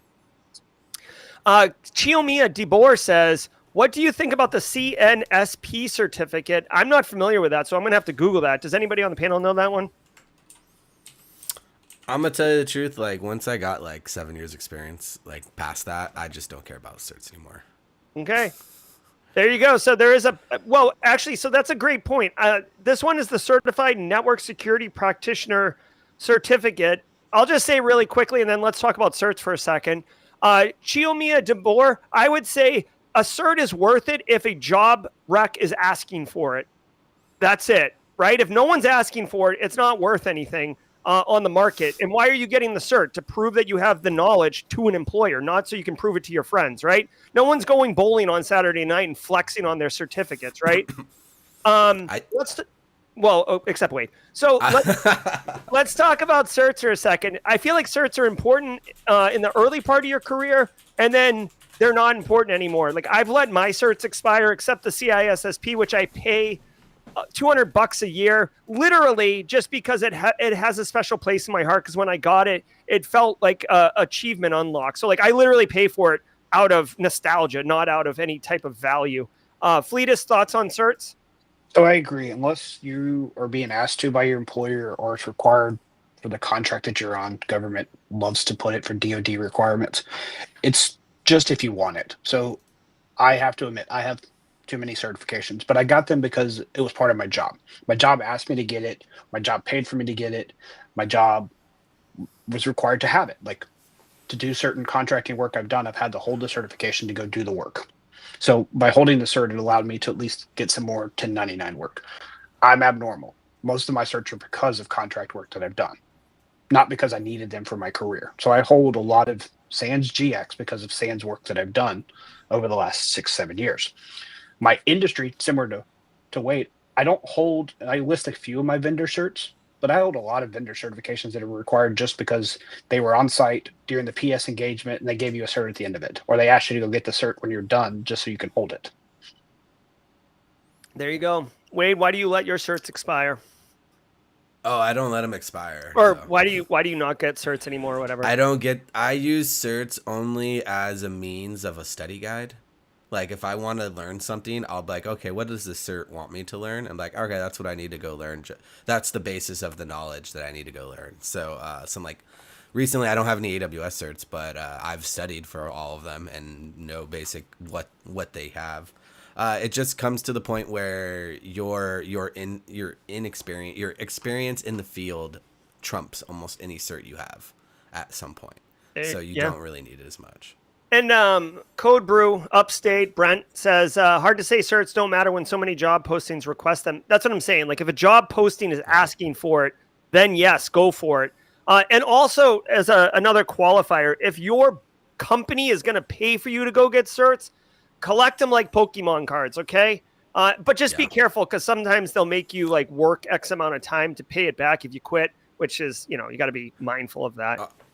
Also remember, like every job out there requires a CISP, right? Like how many of us actually have the CISP? Like just because they're requiring something, just because they put on the resume thing, like the application, it doesn't mean you have to have it ever. Hold on. Is that sarcasm? How many people you have CISP? Yeah. No, I don't. I'm like saying like every single job out there says like CISP on it, and it's like no one has a CISP. I have it. I literally just. I mean like not that many people. Like there'll be entry level jobs out there that say CISP required, and you're like, why? Like I have the complete opposite goal. I am trying to never have the CISP in my entire career, and the way it's working out, it's working really good for me. I probably won't have to have it. Well, yeah, I mean, of course. Okay. All right, hold on. I think, hold on one second. Let's get the next question. Oh, really quickly, Wade, I just want you to know, shots fired. Casually Joseph says he would kick your butt in bowling. I agree with it. I have horrible wrists from working at In-N-Out. I can bowl like one game and my wrists are on fire afterward. All right. Hey, as a fun fact, Simply CyberCon 2025, there is a really hip bowling alley in Charleston downtown, and I'm trying to rent the whole thing out for one of the nights as like a party. They have a video arcade, it's like a 1980s style bowling alley. Anyways, it's super cool. So stay tuned. That might be happening. Lazaro, San Diego after parties at a bowling alley. Oh, nice, dude. I love it. Also, someone got a job and we didn't celebrate it. I'll do that in a second, and we're going to pick the winner in a second. Lazaro says he's thinking of putting together an extensive IR report for some malware. Findings are in case management notes. Is it worth the effort? Fleetus, is it worth the effort? Like, let's go. So again, I hate to say this out loud, maybe, but it depends again on your industry, because I don't want my IR team publishing reports unless we're asked to publish reports, unless you're giving it to the ISAC we talked earlier, or you're giving it to a networking chair. If you put the report, I would give it to your leadership team. I wouldn't post it anywhere just because unless your legal allows you to report, because you're going to inadvertently potentially give away something that now gives away evidence about your environment. That's just me. I know that there are a lot of companies who like to put IR reports, and they'll put them out there, especially if they're a vendor or they're an MSP or an MDR. But if you're not one of them, I would be very cautious of publishing the IR report and stating that it was in your environment. Because to be honest, if you hire me to do it, I'm not allowed to publish it. Under my NDA, I can't publish the report that I did for you as a consultant. There you go, Wade. Do it. Don't publish it. That's it. Like the worst thing is you get some experience writing reports and nobody cares that you wrote it. Best thing is they think you went above and beyond and wrote this cool report. There you go. So Lazaro, you're getting it straight from the proverbial horse's mouth. Okay, so Fern Malo, just really quick, everybody. He says, "Good morning, all." He wants to announce he's been accepted into a new position as a SOC Analyst 1, first job in the field. Thank you to the Simply Cyber team for all the advice. Hitting life goals. Nailed it, Fern Malo. Let it go. Everybody, please celebrate Fern Malo's win. All right. Hey, fun question from Cam. What's a movie or new TV show that you started watching recently and enjoyed? Wade, what are you doing? I think I talked about this when I did. Gosh darn it! Now I can't remember what it's called. Come back to me. Now I got to go look at my Amazon. Okay, no problem. Fleetus, you got any new shows you're watching or anything? To be honest, it's really just reality TV that's on in the background. I'm sadly watching, what is it, Deal or No Deal Island. For whatever reason, it's fun to watch people compete and make fools of themselves. I love it. I personally, I'm more of a YouTube guy now. I don't like. It's so funny. I don't identify as Gen Z, but I just don't have time anymore. I used to love watching movies. I don't have time to watch a movie, and now I don't have time to watch like a 30-minute show anymore. So I even though I'll watch a YouTube video for like an hour, I'm huge on. This is so ridiculous. There's a game called DayZ, which is like not a great graphics survival simulator thing. And there's some YouTube content creators who have made like movies or like shows inside the DayZ environment. And for some reason, I'm like addicted to it. I can't get enough. My kid, my oldest kid, he's 12. He's turning 13 soon. He's like, "Dad, the graphics suck on this. Why are you watching this?" I'm like, "Just get out of here. Like, just leave me alone." That game's like 10 years old. I know. Pantheon is a really good one. The second season just came out on Netflix. It's about uploaded intelligence. It's animated, so if you don't like animated, another one is Reacher. I just started watching. Oh yeah, Reacher's good. You can tell I watch a lot of TV, and then I just finished this season of Invincible, and that is really good. If you like adult superhero stuff, Invincible is pretty gnarly. If you're squeamish, don't watch it. That makes me think of like The Boys. The Boys is good. Exactly the same tune, except animated and a little bit more hardcore. I would say even darker than The Boys at some points. Oh my God. Yeah. I do like how The Boys has challenged the concept of superheroes and supervillains as being like morally gray, and actually like, they have these superpowers. Why wouldn't they use them for their own personal selfish gain? Just putting aside the fact that Outlander or Highlander or Homelander or whatever is like a lunatic, like put that aside. All right. Guys, I've got some great news for you. Chris Whitlock has come through absolute clutch like a boss. We are going to be doing live picking right now for the future is comic books. Now, Wade, I don't know if you got any of these. Fleetus, I don't know if you got any of these. Did you guys do the Kickstarter? I missed it. All right, it's coming in. We're going to be raffling off 3 of these. This is compliments of Jason Blanchard and the Rekka Comics crew. Did you just go grab one, Wade, or what are you doing? Oh, yeah, there he is. Wade knows what's cracking. Did you open them up? Yeah, I've started reading them already. Oh, okay. I'm hoarding them as like a collector. You'll find these in the flea market in like 40 years. I definitely put in my I put in for the competition. Oh, that's right. There's a CTF in it, isn't there? Oh, no, for yours. I was like, if I get them, I'm going to raffle them off at B-Side San Diego. I don't want to raffle off my own. Right on. All right, so here we go. We're going to do it live on stream right now. We did have a little bit, don't judge my tabs, okay? First of all, let's just get that out of the way. We're going to do this live. We were going to do it in the Discord chat, but we're doing it here. We will tag the winners in Discord. You can see here are all the names. We have 126 entries, so you've got less than a 1% chance of winning, but there's 5 prizes, so you actually have like a 1 in 25 chance of winning. We're going to pick 5 winners, and here we go. Filter duplicate names. Ready? Pick random name. Winner, chicken dinner. Good luck, everybody. And the winner is Cal248X, Flakinator, Kojo Daddy, Chaos, and Poner Joe. Sorry, Wade Wells. Sorry, but these are our winners. So if you are in chat right now, congratulations. And if you're not, we will contact you on Discord and get you sorted out. Wade, I do think you can get a, you probably can get them. Like Jason reached out to me and said, hey, give away 5 of these prizes. So B-Side San Diego certainly probably could get some. All right. I will message him right now. Yeah. No, it's great. So congratulations, everybody. That's how we do raffles. A little lackluster. I didn't do the big build up and tease you. I'm just all about getting it to you ASAP. All right. We've got a couple minutes here, 16 minutes until rating Daniel Lowry IRL. FAI says, I'm noticing in my current role that a lot of my job is more interpersonal skills than tech skills.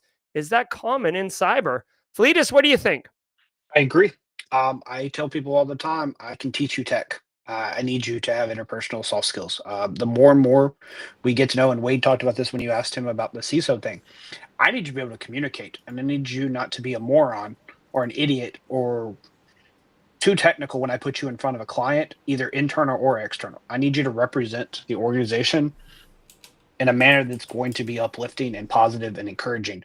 So yes, technical skills are important, but at the same time, like, I need to trust that I can put you in a meeting without me having to watch you, because you're either going to talk too technical, you're going to talk down, or you're not going to be able to communicate effectively. Yeah, communication. I feel like people don't give communication the respect it deserves, because it's like, oh, I know how to speak. I've been speaking since I was 3. Blah. It's like, no, like there's a thing called empathy that you got to be mindful of. There's a thing called the person you're speaking to and understanding how they're receiving the information. I mentioned during the daily cyber threat brief, like talking to end users, they don't give a damn about like lead hack 0 days and your next gen firewall. Like they're going to tune out. So if your goal is to actually convey information to them, you have to bend the knee basically and speak to them. Just like, you know, like when someone's talking to you, like you want them to speak to you in a way that resonates with you. So yeah, interpersonal skills is what's up. Tech skills are fine and they're like really splashy and cool, but like being able to speak is way more valuable. You won't be invited to the meetings if you suck. And at the end of the day, unless your entire aspiration is to stay hands-on keyboard, at some point you're going to walk away from your keyboard in your career. You're either going to run a meeting, you're going to be in charge of a meeting, you're going to run a project.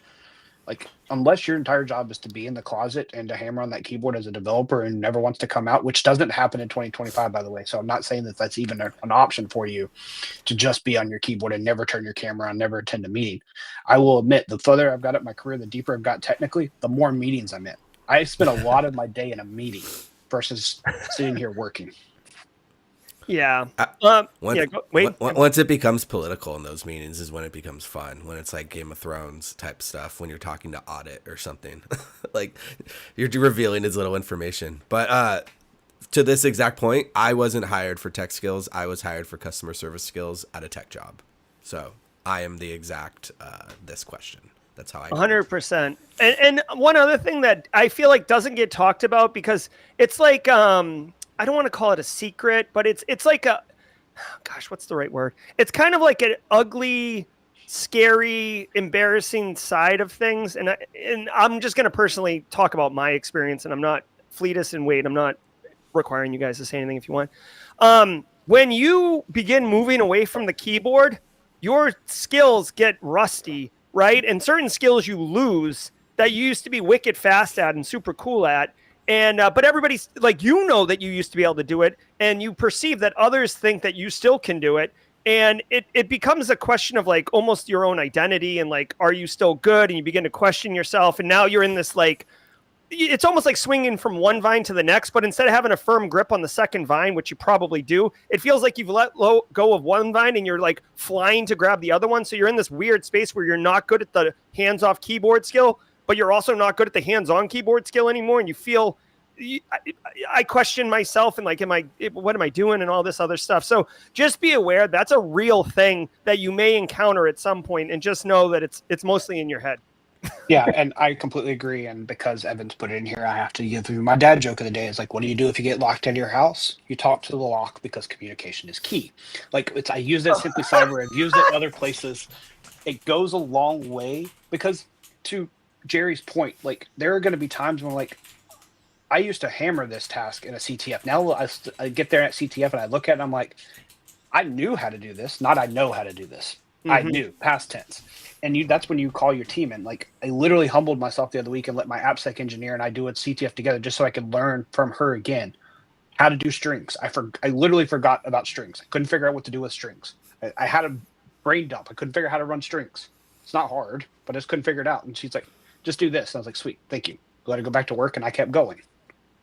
Yeah, 100%. Or you forget the argument flags to push, or you just feel like a child with crayons, and you're like, I used to be able to fly, So just I know that wasn't your question, FAI, but it's a bigger thing to talk about. You got something to say, Wade? You look like you're.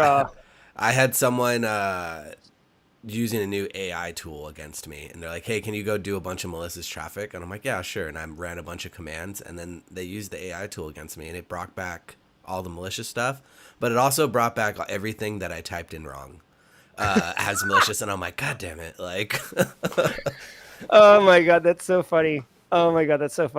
S. Cole wants to know, Wade, is In and Out worth the hype?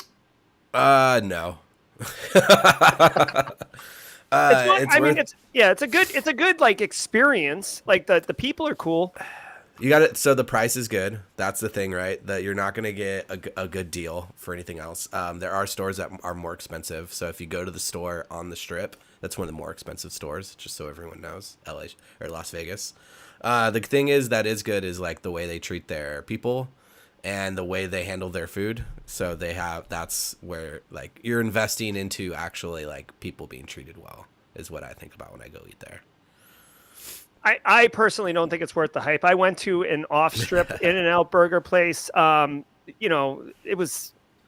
It's a burger. It's a burger at the end of the day. It's nothing too crazy. Yeah, and how I feel about it has nothing to do with how I feel about Wade Wells. I love Wade Wells. I'm separating In-N-Out from Wade Wells.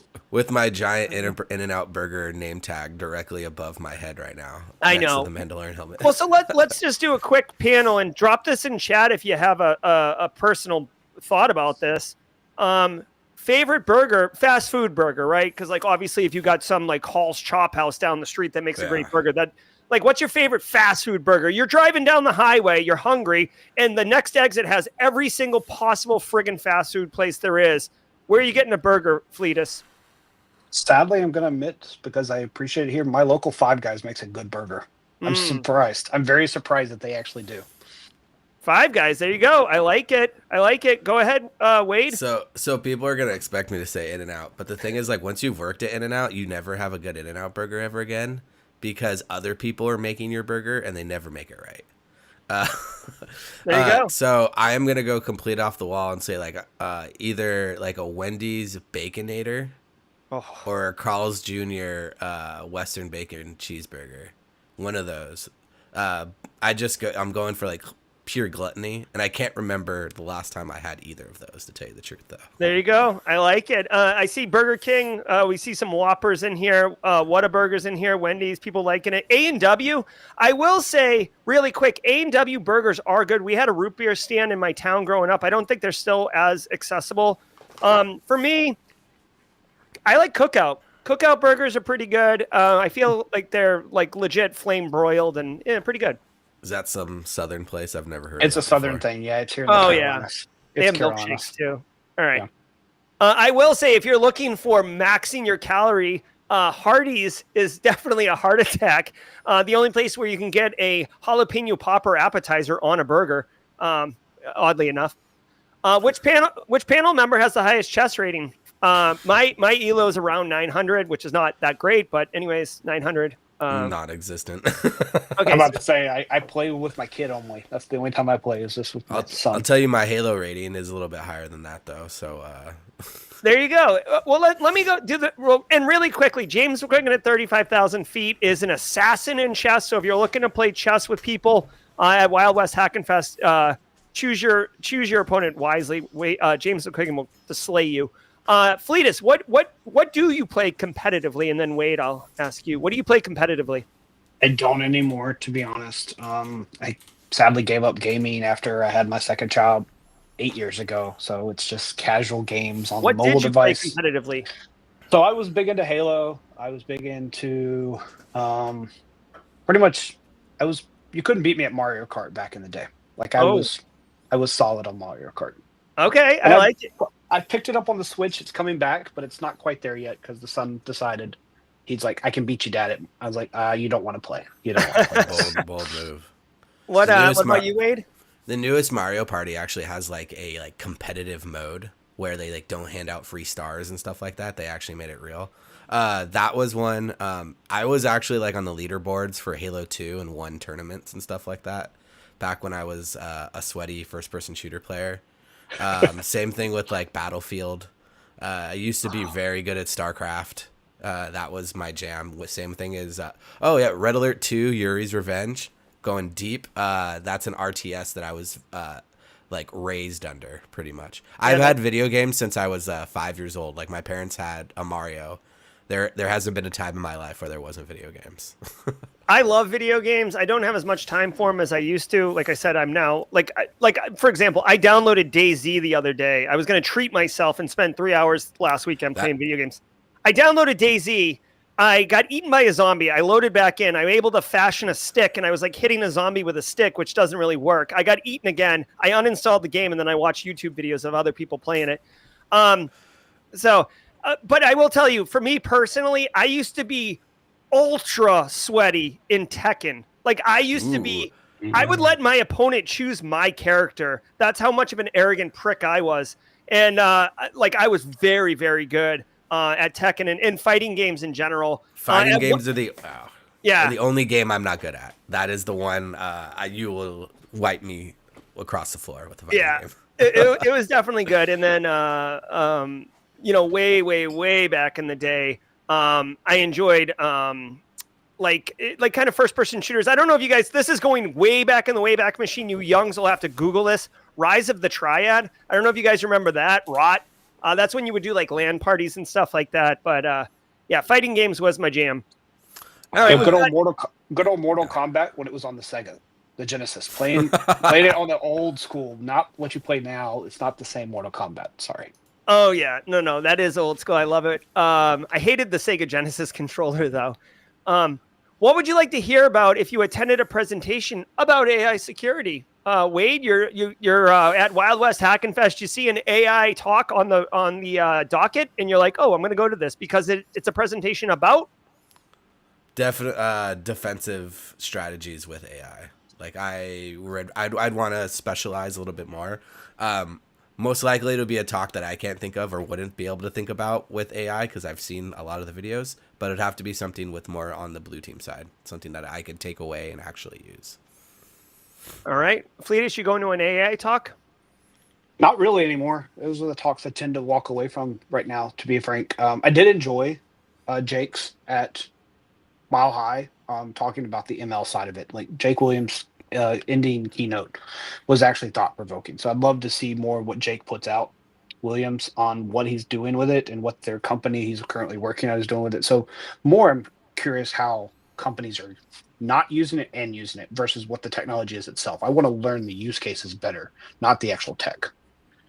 There you go. I love it. AI for me, more I'd like to see I like demonstrations of the AI and kind of like weaponizing it.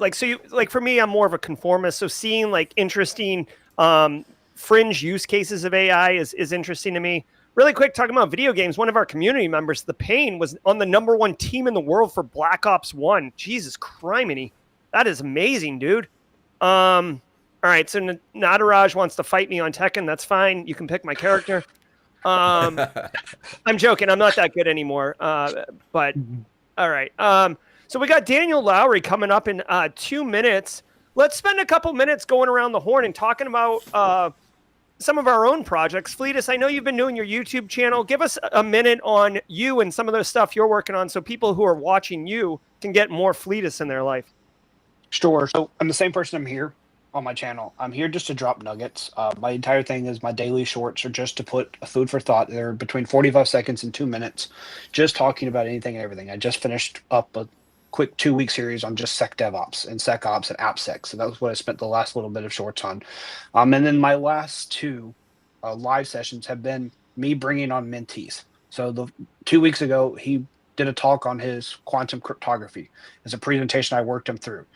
Last week, I just brought it a Q&A on about how he chose cyber, how he chose to go to Appalachian State, which is where I'm an undergrad from, and just talking through how I can give back and what I'm learning from them and the importance of reverse mentorship. So if anyone checks out my channel, that's what you're going to get. I'm here to coach. I'm here to mentor. I'm here to just share my knowledge cheaply with you. There you go. And I dropped a link to Fleetus's YouTube channel in chat right there. Go check him out. Wade Wells, what are we doing, buddy? What do you want to talk about? Yeah, today I'm going to actually be working on my home lab. I'm looking at my server right here, and it's completely crashed, and I don't know what's wrong with it. I woke up and my Wi-Fi's out because of that. But Simply Defensive, right? We're filming season 3 right now. I think we have like almost half of it done, which would be really cool.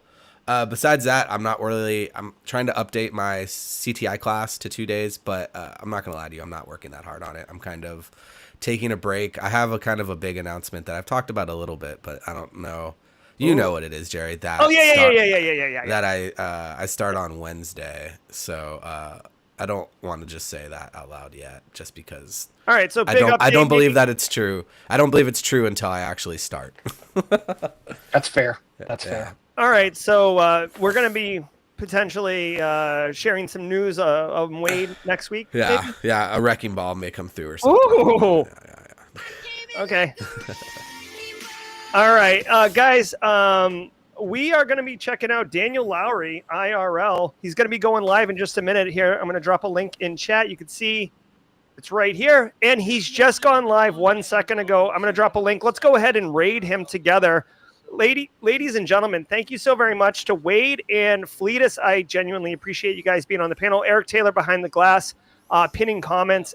Epic wins. Guys, continue to crush it. Have a great weekend, and I'll see you over on Daniel Lowry's Cybercast IRL. I'm Jerry. Until next time, stay secure.